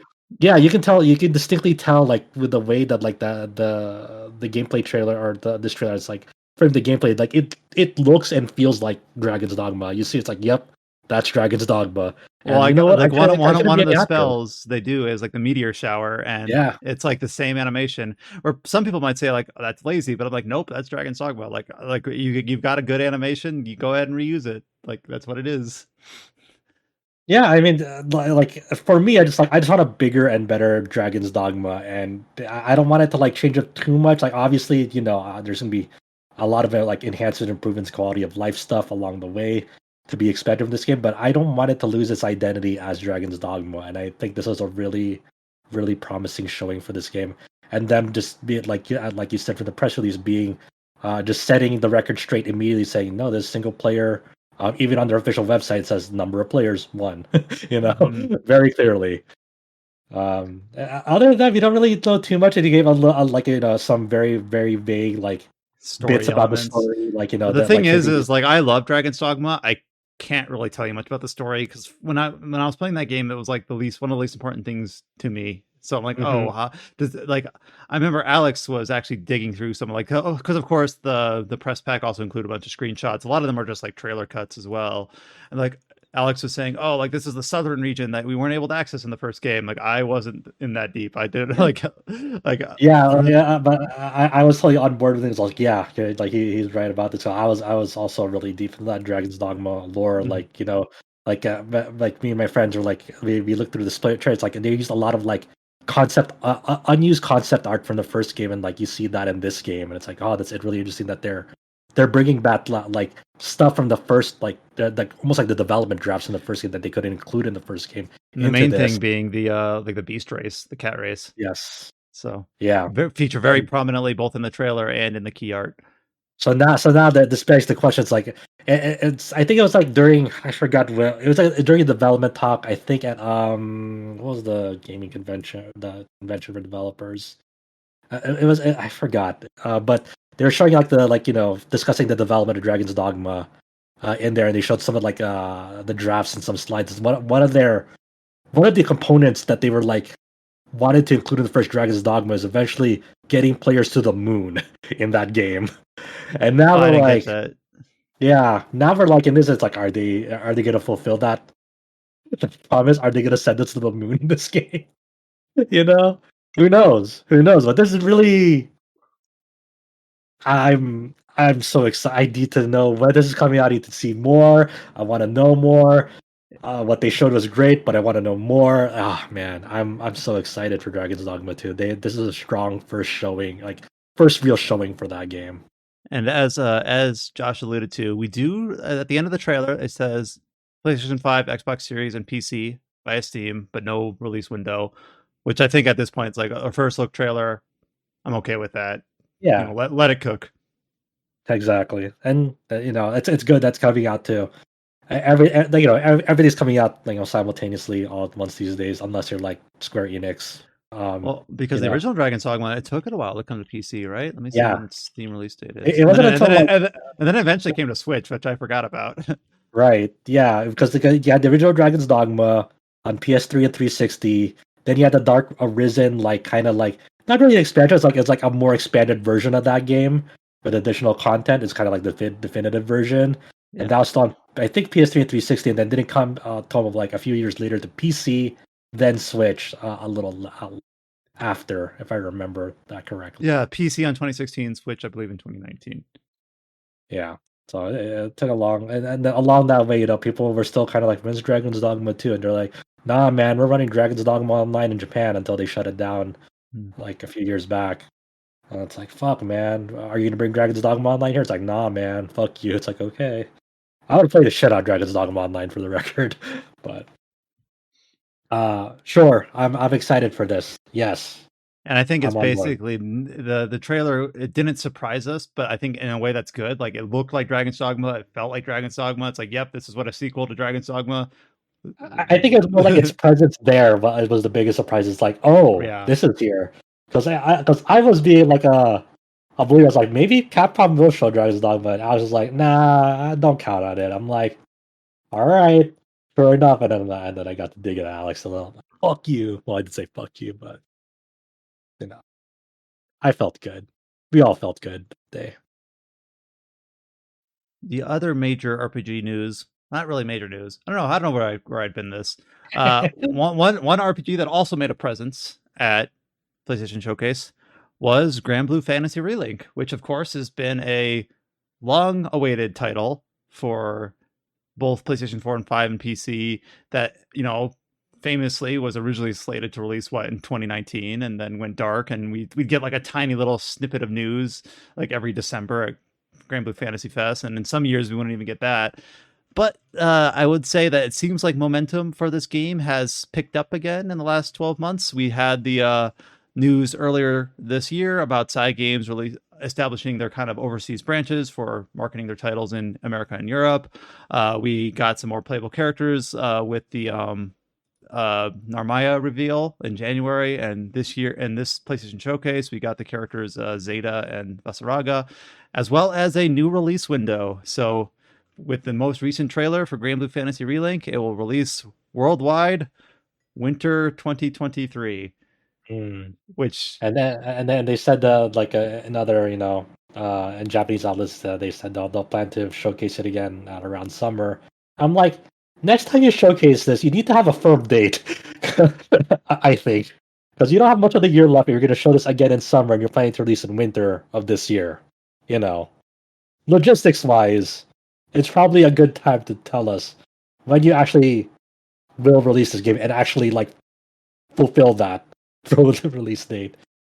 I made the joke that like the next time we're gonna see this a trailer of this game is gonna be on December 30th, and they'll still have 2023 worldwide at the end of it.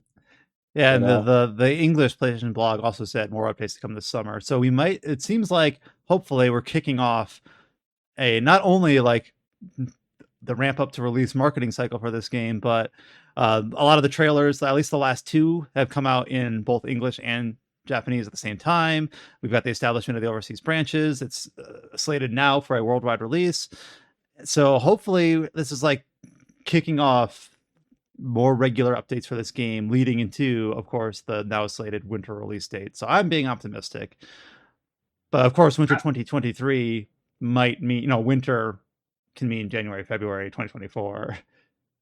But no, I mean, if you say 2023, you're probably saying it's like Nah, November, December. there's wiggle room there. Sometimes There's you say no way. winter. There's no way you say winter 2023. I guess that's true. I guess February. that's true. They would have, if they said this winter, then that might mean. Yeah, you said All you right. said this. Yeah.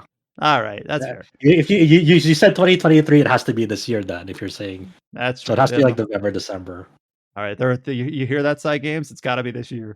I mean, It's look, gotta man, be this year. it's Gotta be this year. It's in our banner of our Twitter, so it's got to be this year. And now the trailer itself, it showed a lot of footage, mostly focusing on the two new announced characters, some exploration, mostly combat. And I don't know Granblue well enough to name these different characters, but Catalina, just more and a few of the others. Just like of another full-fledged showcase of like the English voices in that game, because one of the things about the worldwide release is they're gonna have like a full English voice cast like they did with Granblue Fantasy Versus. So yeah, hopefully I really wonder when we finally get this game someday, some year, theoretically in our lifetimes. I really wonder what the final product is like. I plan on making it to winter. Me too. But we don't know if this game will be there at winter to meet us. That's the thing. Now I'm going to say my normal thing here is that the gameplay footage looks fine, but I do wish it hides the UI. I wish it didn't. That's my usual comment on that sort of stuff. There is another because we didn't really mention on the our draft here, but there's another. We don't know if it's an RPG, but this Phantom Blade Zero game that the PlayStation showcase for PS5 and PC. We don't know if it's an RPG, but it does look fucking cool. It comes from the Chinese developer S Game. I'm not too familiar with them. I don't know much about S Game, but it looks like kind of like almost like a Neo Sekiro type of fusion that they have going on. Have you seen the trailer for this, Ryan? I didn't see the trailer. I saw some people taking the piss out of the way Kotaku described it. They're like, PlayStation showed off another stabby Souls-like thing. I don't know, but here, okay, I have the trailer up on a monitor right now. Yeah, it's clearly got. The trailer. Go ahead. Sorry, I watched the trailer too, and it looks good, but this maybe is going to sound wrong, but can one of these games that like Sony showcases from a Chinese studio actually release? I mean, there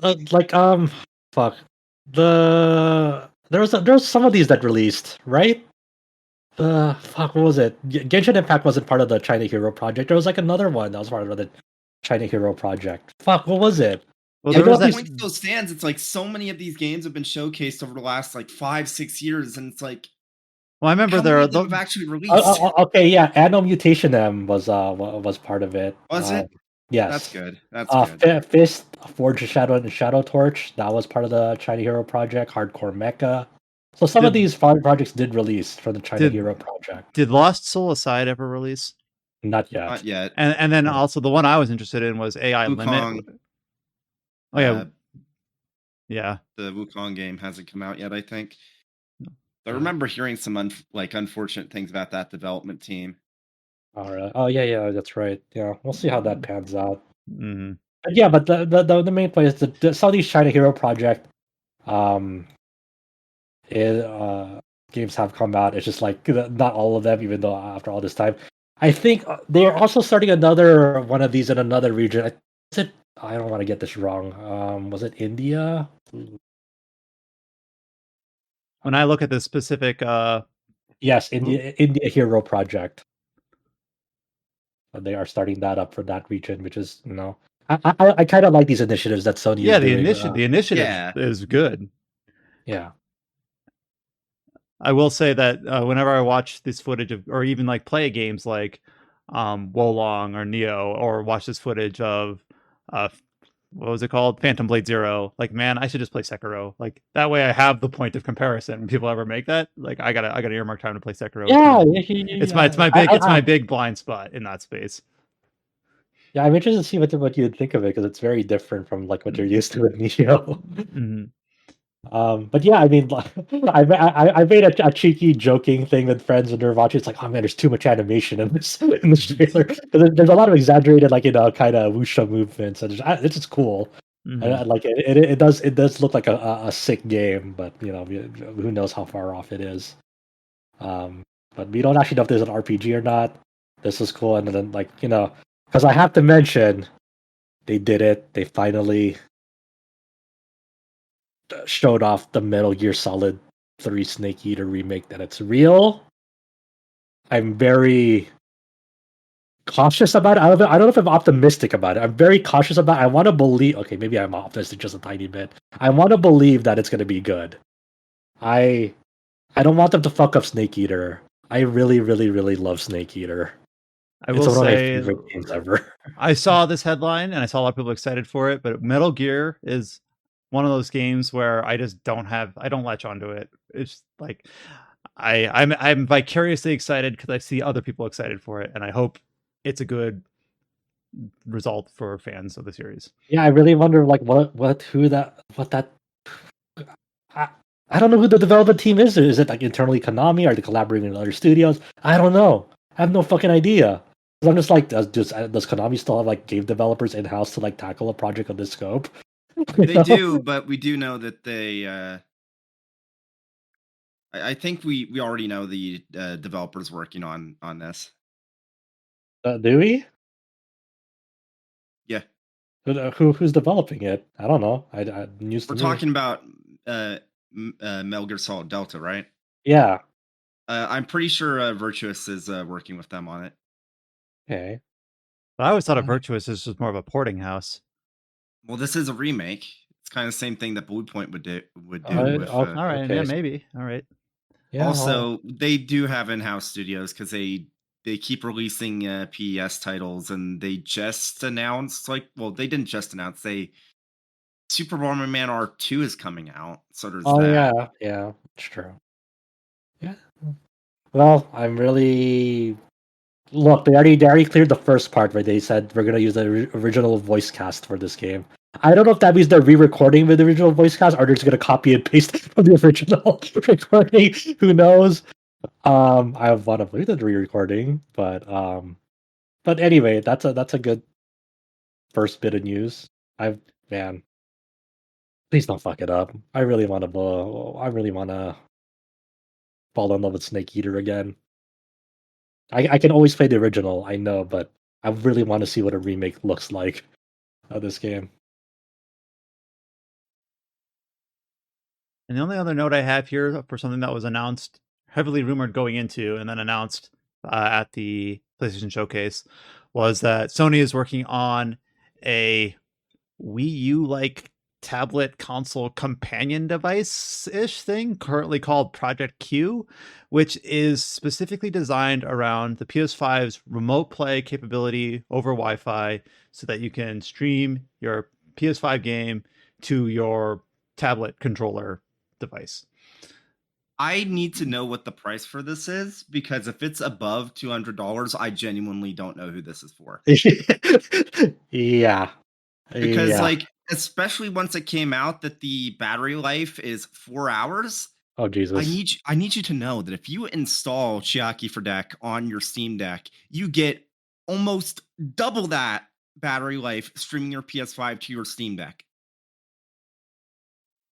Yeah, I don't know what to say about this Project Q thing, man. It seems like a fucking ill-conceived thing from the get-go, but It feels like something that I still don't even know who the market is, even if it's like for like $150. You know.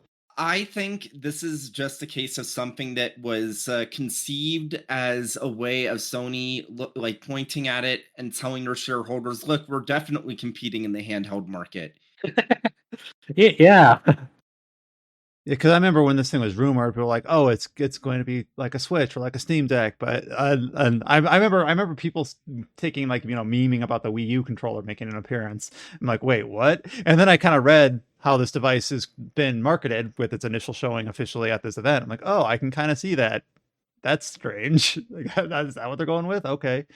Like I'm not saying it doesn't have a use case. It just seems very niche. And also, of course, when people are still wondering when Sony is going to get back into like the portable space with like some sort of true PSP or Vita successor, whenever there's rumors about something like this, people's imagination goes wild and like, oh, finally, is this it? No, this is not it. Like it looks so stupid. Like it looks like it looks like one of those mock-up images or like a Nintendo NX when that was a rumor. This was a rumor. Let me see if I can find it. I found this really, really funny image where somebody did a Tears of the Kingdom meme. Oh yeah, the Zelda, like the Ultra Hand, like goo on it. Like yeah, yeah. I saw that before. I saw that before I saw the actual thing. I'm like, wait, what? I'm like, oh, I get it. So I'm trying to be optimistic. I'm sure there's people that this would be it's a niche use case that will fit for certain people and exactly what they need. But it just, I think the potential, and especially where Sony's been in the past with the port PSP and the Vita, and then this just isn't what they were hoping it would be. I'll just say this, if anything, looking at specifically this device, I think Sony has somehow made it so that old Logitech G Cloud thing has a purpose, because you can get that for like around 250 bucks now, and it has much better battery life. And since it runs Android, you can just use the PlayStation Remote Play app on that. And since it runs Android and has like Android phone specs, at least you can put emulators on it or something. But you could do that. You could do that already, right? You could already be doing that.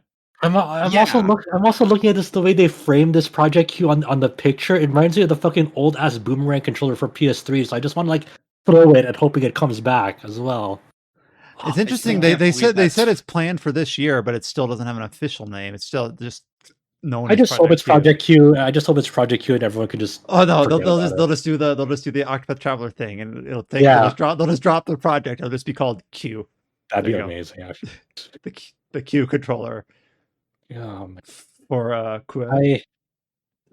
don't know. I assume this could be the last thing I hear about it, and then I hopefully never have to hear about this thing ever again, because it seems so stupid. It's unimaginably stupid. God. Watch, I say this and somehow it's gonna be like the fucking hottest thing on the earth when it comes out somehow. And that pretty much covers it for what we have listed from the showcase. Of course, they did show other things like with Destiny 2 and a few other things, but we hit the highlights here. The other showcase this week, the one that I think most of us forgot about until we're like, oh yeah, this is happening, was the Marvelous Games showcase. So I wasn't able to watch this like when it uploaded or watch it live, but I made sure to watch it. It was only a half-minute showcase, but actually had quite a few headlines that were of at least some interest to us, either RPG or RPG adjacent. Though I will say that at a high level, a lot of this stuff seems like it's quite far out. This is early announcements of projects that are currently under development. So in no particular order here, I started out by talking that they are currently Surprise working on Rune Factory projects, 2 at once. When they brought this up in the Marvelous Showcase, they specified that kind of the theming of these 2 like dual project was for West and East.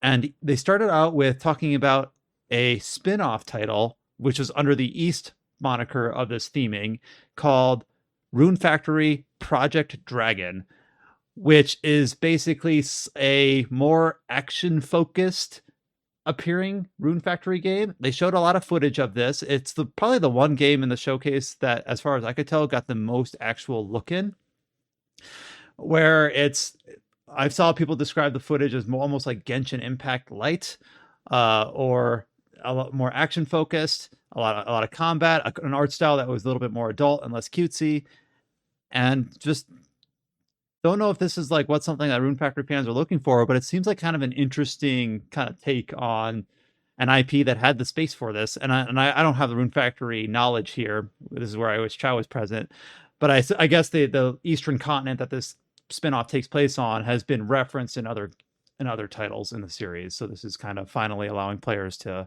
experience what those regions of this world looks like. Yeah, this was an interesting one because it's like the first look we got at it from the presentation. It's like it's very action focused. When I think about Rune Factory, it's like yes, Rune Factory games have battles and like have a combat system, but they're not really the focus of those games. You know, they're more of like a life simulation in my mind. And this one was very action heavy, like a very involved storyline. And like you said, you know, some parts of it's like yeah, this looks like Genshin Impact or like reaching for like the similar aesthetic to that.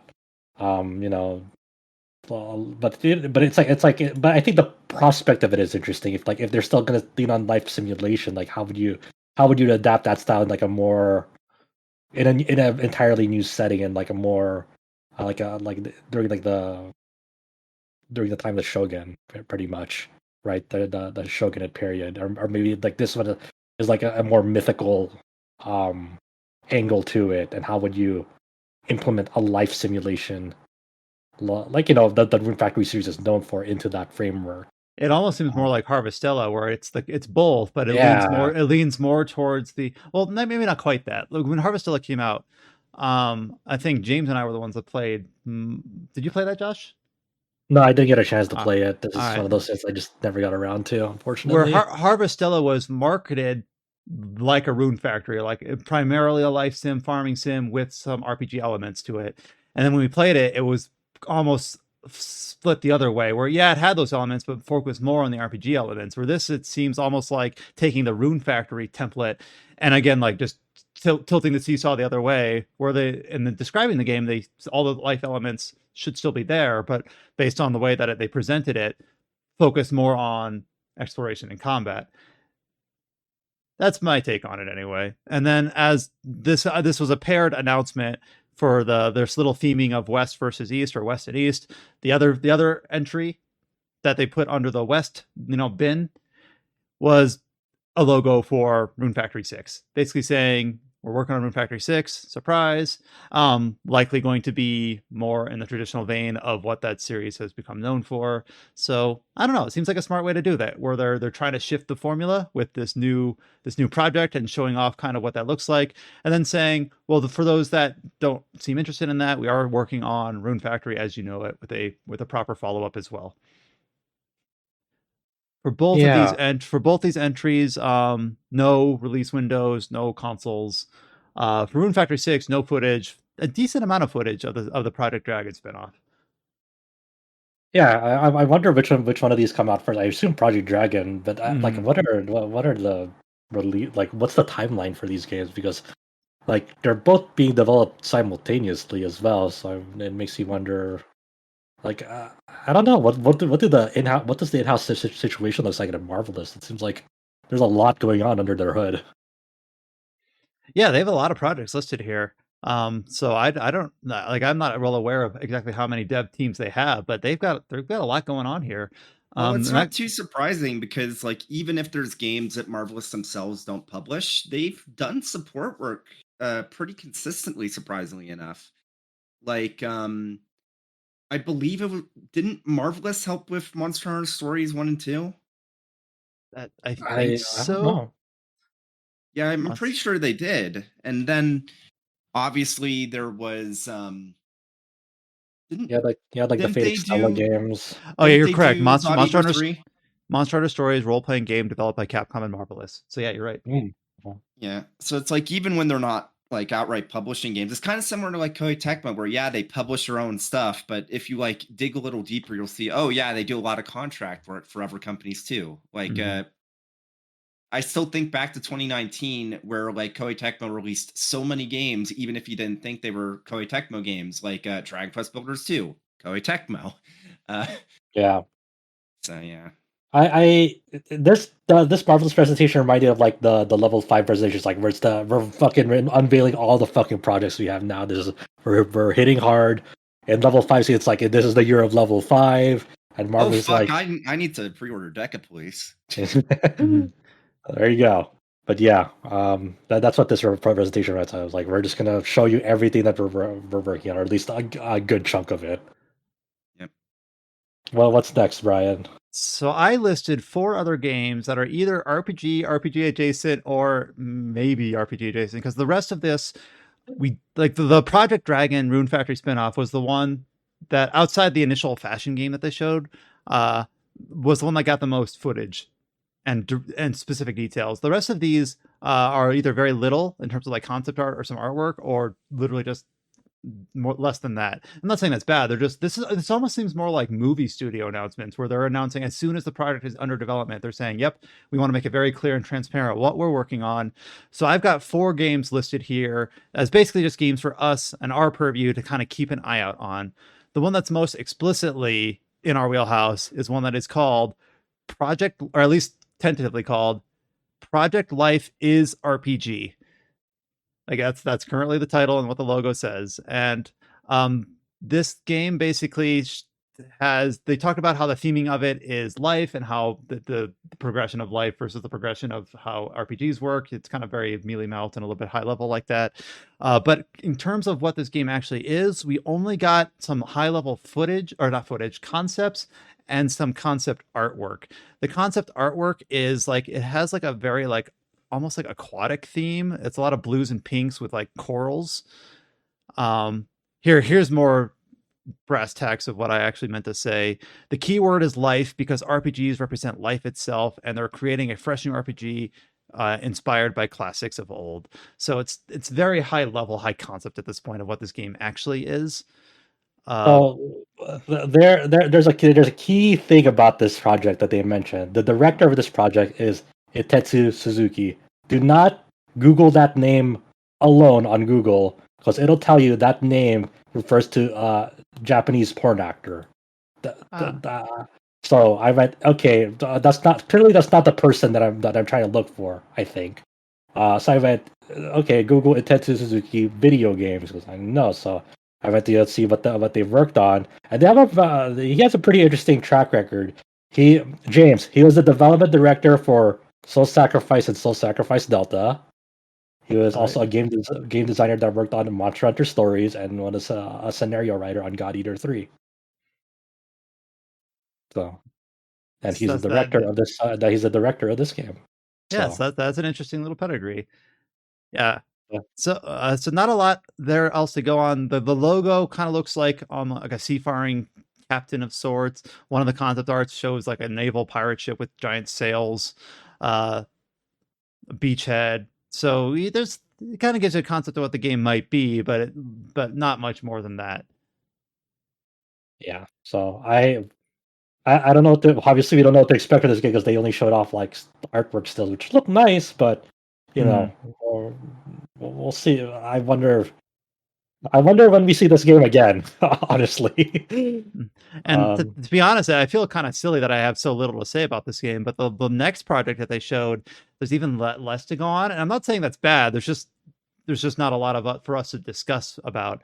And that was a project called Project Magia, Magia. Project Magia is how I'm going to pronounce it. And for this project, we basically were told that we were given 2 character arts, like a hero and a heroine protagonists, being designed by manga artist Hiro Mashima, who is known for Fairy Tail, Rave Master, and Eden Zero. And pretty much the entire runtime of discussion of Project Magia in this stream was just talking about the character artist and these 2 pieces of artwork, which is fine. It's interesting, but nothing else really to go on in terms of what type of game this is, let alone release window, consoles, development team behind it other than the artist. So I kind of put it here because it's interesting and seems like it could end up in the realm of RPG adjacent, but we just really don't know as far as I can tell. Yeah, Unless there's some sort of press release or interview tucked away somewhere where there's more details provided. But from the stream itself, nothing other than character art and the artwork. Yeah, I haven't heard anything else besides that. Yeah, I mean that's all to really say. That's like it's always weird when Hiro Mashima is on board and when they're announcing something like he's involved with. They always announce first that he's working on it, and then details will come later for whatever else the rest of it is. It's like it's always there. He's involved. It's like all right, and then we won't hear about anything about it till like much later. Mm-hmm.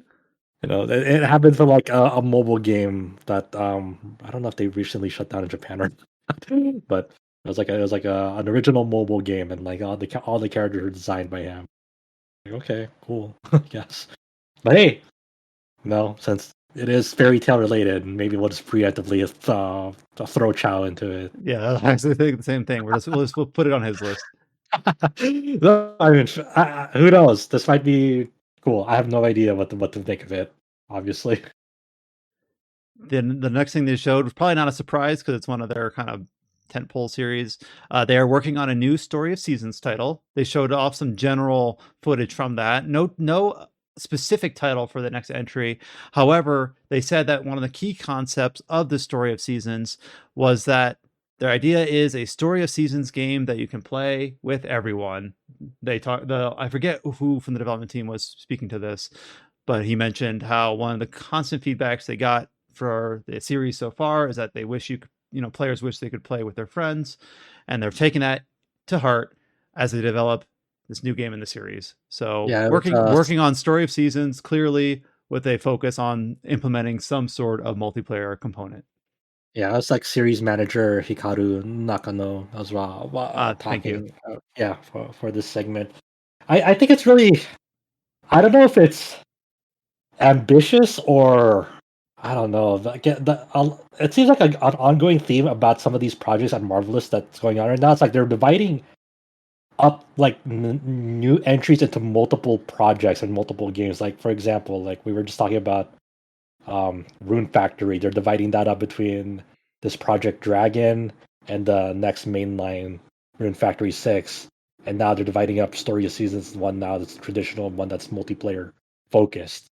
It's not even like combining to like a unified vision. It's like no, we're gonna make these things into their own separate product, separate entries. And like I don't know, that's a lot, you know. That's hopefully it pans. I wish them the very best. Like I think there's a huge potential of like obviously the life simulation multiplayer category. Like that want to like manage together with their friends and have that be a consistent thing. So if they nail it, if they nail the Story of Seasons charm and making that seamless with like other people, that'd be cool. I really, but it's one of those things that logistically speaking, I wonder what that looks like. Like what's like the character limit? Like is there a per server thing? Like and only a certain number of people can be managing there at once, or is it like a persistent like more MMO style? Or does framework? or does one player just host another in their like file? Yeah, it's one thing where the concept sounds, like a natural evolution, but the execution, there's so many ways they could go. You almost need more details to chew on, like how are you going to implement this? Yeah, but I think that the concept itself, there's so much potential. Right. And then at the very end of the showcase, we got a CG teaser and a title drop for a follow up to Daemon and Cross Machina, Daemon X Machina, Daemon Cross, Daemon Machina, Titanic. Sorry, is it Daemon X Machina? I call it Daemon or Daemon X Machina. I don't know if it's actually Cross Machina. I've never heard it called a Cross Machina. All right, Daemon. Well, I just I never want to say like Hunter X Hunter or like Xenoblade X instead of I don't know. Daemon X Machina, Titanic, Scion. So hell yeah, a title drop, a little CG teaser in development. Yeah, it's not really RPG, but it showed up on our site. That's fine. It showed up on our site, and I know people are interested because as far as I could tell, the first game got pretty decent reception. But back when we thought we might not ever see Armored Core again, like at least we got Daemon X Machina. I mean, they had our Armored Core developers on it as well, so like it's definitely like a time when like Now we're just feasting in giant robot games, So now it's our time, finally, at long last. Giant robot games are in again. People love them. They're mainstream. And that's good. That's if this is what it takes to finally get the entire industry to go move in the right direction, and everyone works on their own giant robot game that's gonna be cool as fuck. Then yeah, sure. Video games are cool again. And I feel dumb. I looked it up. It's of course it's pronounced Ex Machina because it's supposed to be like Deus Ex Machina. I'm like, oh, of course it is. All right, Daemon Ex Machina, Titanic Scion. Whenever I see that X there, I'm like, wait, that's pronounced cross. Oh wait, not in this case. It's hard. It's hard. Look, it's a case by case scenario. At least it's not pronounced key like an Oh Jesus Christ! or whatever. Kingdom Hearts. If everyone Kingdom Hearts, then we'd all lose our mind. And that covers it for Marvelous. So a lot of titles, a lot of it that were high concept or very far out, but exciting stuff. So to kind of know everything or pretty much everything that's in their pipeline for the next several years. We got a few other little news bits to wrap out here before we go into release dates. This one was kind of a surprise. During a very quick video that was celebrating, this is a Square Enix announcement, a very quick video celebrating the 25th anniversary of the original Dragon Quest Monsters. Square Enix announced that they are working on a new Dragon Quest Monsters game that's currently in development for Nintendo Switch. That's it. So kind of like the Dragon's Dogma 2 teaser, or honestly, some of these. Less. They didn't even get a logo or anything or a name. Yeah, no logo. Well, they do have a console, but I guess we did get that for Dragon's Dogma 2 later. But yeah, they're saying Square Enix is like, yep, Dragon Quest Monsters. We got a title in development for Switch. And, cool. All right, neat. I kind of wish we got re-releases of the older Dragon Quest Monsters titles to modern platforms as well. But sure, Dragon Quest Monsters fucking rules. The old games are a ton of fun. So I'm glad the series keeps on going on. It was nice to reminisce a little bit there, but there the mini 25th year anniversary video. Mostly just reminds me I still want to play Treasures. As soon as I buy it for Switch, it'll be announced for PC officially. We did get on the Japanese side of the house a release date for the upcoming East 10 Nordics. I did say Nordics instead of Nordiques this time.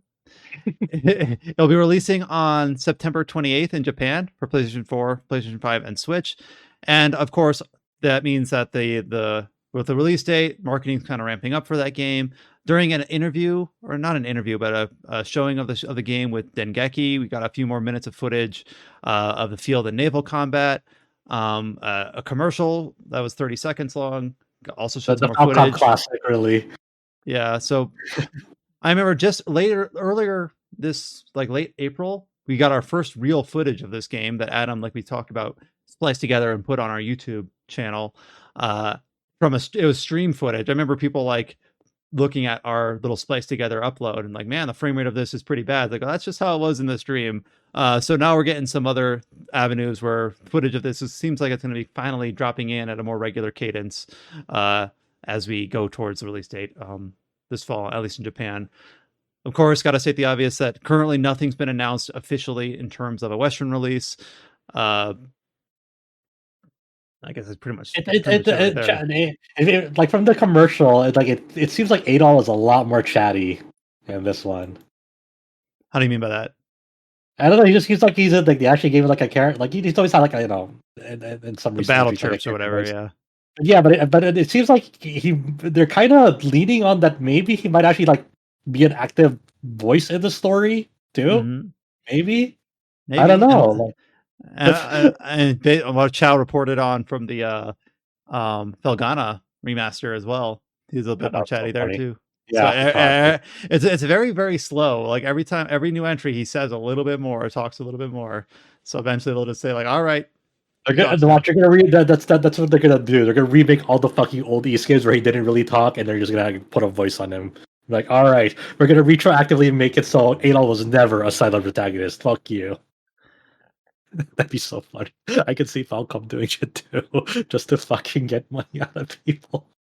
Yeah, so, Uh, so now that East 10 Nordics is in kind of like its final marketing phase as it wraps up for its Japanese release, I'm not sure how much we're going to cover like the incremental updates as that heads towards release, though we might have some people on staff that are interested in importing it. So we might have some initial impressions. I'm actually I kind will. of. I will definitely be importing it. I'm considering importing it because I'm so curious, and I don't know if I'm willing to wait. So, Yeah. and then of course we will report on whenever official Western release is detailed in any fashion.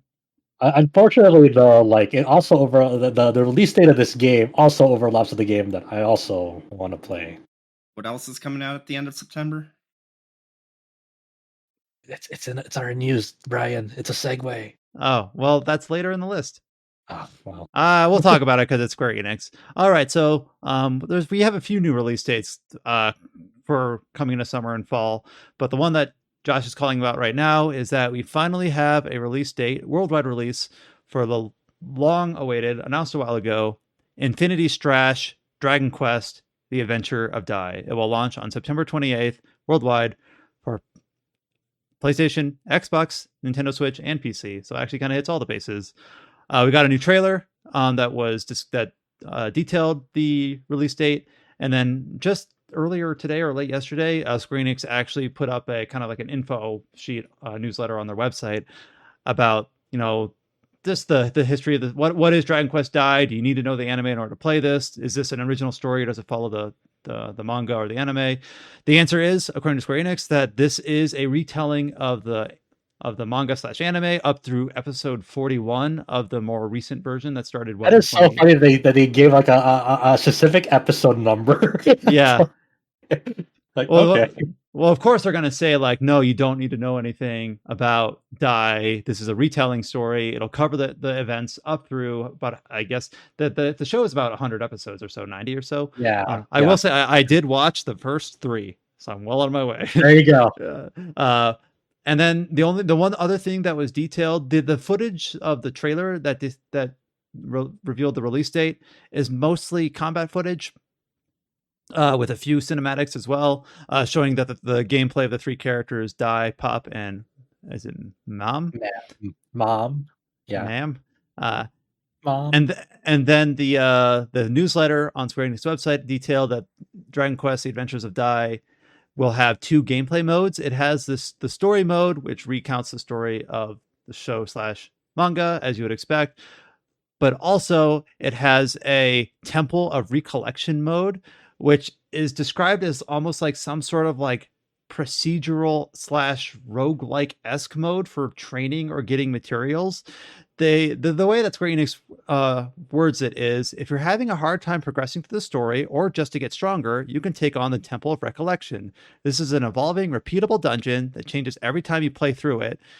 Beating monsters will earn you exciting rewards, including more powerful bond memories, which I'm not sure what that is, but some sort of progression mechanic in game. But I think this is our first time learning that this game will have like these 2 distinct gameplay modes that apparently you can kind of toggle between as you need to between the story and this temple mode. They've shown this info back Okay. in BGS, but like Gotcha. it's just kind of detailing it a little bit more of like what are the purpose of these modes and Mhm. such. But they've shown off these modes before, like as the main two modes. I think I've done more details of like, it'll go up to episode 41, and it's like, okay, that's certainly new. Obviously more new footage.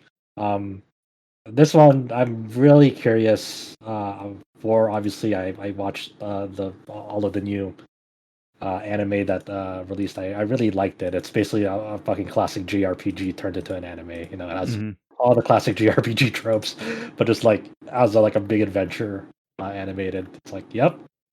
Well, and I know the anime recently got its dub finally kicked off. It took a bit, and I remember wanting to watch the dub, but it's like put on some weird service that I couldn't, like. Crunchyroll has the original airing, but I was like, "Where's the dub? It's not on Crunchyroll." I remember it was actually like put somewhere else. And let me Oh look that up. yeah, I don't. Dragon Quest Dai dub. It was like put on some weird service that I wasn't quite sure where it was Oh. actually at. Uh, Also, along with this, they put up the Steam page for this, and then there's like a slightly more expensive edition of this game. There's like obviously $60 for the standard edition, then $65 for the digital deluxe edition, which gives you Dragon Quest III cosmetics for the cast. It is kind of a nice nod because like the story is kind of modeled after Dragon Quest III, like the source material, which we're still waiting for the HD 2D remake of. The dub is streaming on Hoopla, Microsoft Store, and Voodoo. I'm like, oh, Yeah, okay. as soon as I saw like it was Toei, I was like, oh, for whatever reason they upload pretty much all of their shit to the Microsoft Store. Huh. Interesting arrangement. But Yeah, yeah, so that is also so September 28th, pretty much the same release date as East 10 Nordics in Japan. But I want to check out Infinity Strash. I've been looking forward to it ever since it was announced 3 lifetimes ago. Yeah. Going into kind of release date roundup here. This one's not a release date, but it's a date of a new beta. Currently, Owlcat is working on Warhammer 40k Rogue Trader, same studio behind the 2 Pathfinder CRPGs. We got a new features trailer for the game, and it's one out of a series. It's like the 5th gameplay trailer we've gotten for Rogue Trader. But Owlcat also announced that on June 1st, pre-order customers will have access to the game's closed beta test. So still no release date, like full release date for the game, but if you've already pre-ordered, you'll be able to play, at least in some limited capacity, starting on June 1st. The one thing that I saw in this feature trailer that I thought was worth calling out is I remember when I played Wrath of the Righteous, that my biggest bugbear, my biggest downside with the game was the Crusader battles. It was like this Heroes of Might and Magic like side game that played differently from the standard, more turn-based or real-time with pause classic CRPG gameplay. And I thought it kind of detracted from the rest of the game because it wasn't that engaging. Here in Rogue Trader, this feature trailer showcases snippets of like this void ship gameplay mechanic where you actually like take control of a ship in like almost like a real-time strategy sort of game. And of course, I'm trying to extrapolate from a few seconds of a feature trailer. I'm like, man, I hope it lands better than the Crusade battles of Wrath of the Righteous, because the base gameplay looks, as good as it ever does. But I know Owlcat always likes to throw in this little like town building or extra mode that I don't know really elevates the game much. So I saw that here, and I'm like, well, I'll give them the benefit of the doubt. I just hope it's better implemented than the what I've seen in their previous games. Yeah, I know there's like some previews of this getting out there. Like I don't know if it was like past this week or a little before. I don't know. I don't know what to make of it. Like you said, like it's one of those things that like on paper it sounds cool, but I don't know how I feel about the implementation yet. Well, for me, like just in general, I don't get excited by beta tests. Like even if it's a game that I'm incredibly excited for, I'm like, I'll wait for the release. Like, yeah, I felt the same about Baldur's Gate 3. Like, yeah, I could play that right now in early access if I wanted to. But I'm like, yeah, I'll wait for the release. Oh, I can play Rogue Trader in a couple weeks. I'll just wait for the release. Like, I have enough on my plate already that I don't like. For those that really are, super jazzed for the beta, I'd be curious to hear or see some impressions. But I'm okay just waiting for the release. And we'll just continue kind of going through chronologically. Here's one that was originally supposed to release on June 12th, so it would have been announced, next chronologically. But Front Mission 2 Remake, we got a release from the developer stating that initially slated to release on June 12th, Front Mission 2 will not hit that date and is delayed with no specific revised release date currently detailed. So it's delayed indefinitely, so to speak. Though they did state that they're hoping and aiming to release Front Mission 2 for Q3 of this year. So, September, October, I guess August. But they didn't hold themselves to that. And that was just nested in their press release. So I know some people, I think Cullen was really looking forward to Front Mission 2 Remake. I am looking forward to it too. I really like Front Mission 2 a lot. I mean, that Front Mission 1 is definitely just like, yep, it's kind of a at this point in time, but Front Mission 2 is far more engaging. So. And they didn't really provide a ton of details for the delay, other than just saying we want to ensure that we have sufficient time to add as many functionalities as possible. Proper implementation proper implementation and tests, and we want to meet your expectations for a modern day remake. So sounds like it just needs more time in the oven. Yeah, I wonder what happened like internally to like just like we were Mhm. only a few days out till it's released, and then something must have fucking blown up internally. Oh fuck, Mhm. we need to put this back immediately. So yeah, it's just kind of game development is hard. Also launching later in June. I guess we might punt on this one until we get Chow back. Uh, his new favorite game, Honkai Star Rail, is getting its first post-release update, or its first major post-release update anyways, version 1.1, launching on June 7th. I could read some of the overview here from miHoYo, but I might just wait till Chow's back. Seems Look, like it's a relatively minor update. they're gonna add Super Genius Hacker Silver Wolf. Are you not excited? Was she present in the base game? I don't know. I didn't Uh, get up. I didn't play enough to get to her. If that was the case. I'm pretty sure she was part of the prologue thing. Gotcha. Well, Well, we'll get Chow back because apparently, he's no longer going to be able to update us on Genshin updates. He's all in on Honkai Star Rail, so he'll here's be able to tell us how here's good this our is. Hoyoverse correspondent, Chow. Yeah, And then basically. it's like it's up to the whim. It's not like an overall Hoyoverse because it just depends on what he's consuming from them at any Mhm. given time. We got a release date for Blue Protocol, and I don't know if you were expecting this, but the last time we heard about this was kind of a surprise announcement at the Game Awards, where Amazon was picking it up for Western release after the game as a whole from Bandai Namco had kind of gone dark for several years. Uh, Amazon is still publishing the Western release, but that won't be releasing until 2024.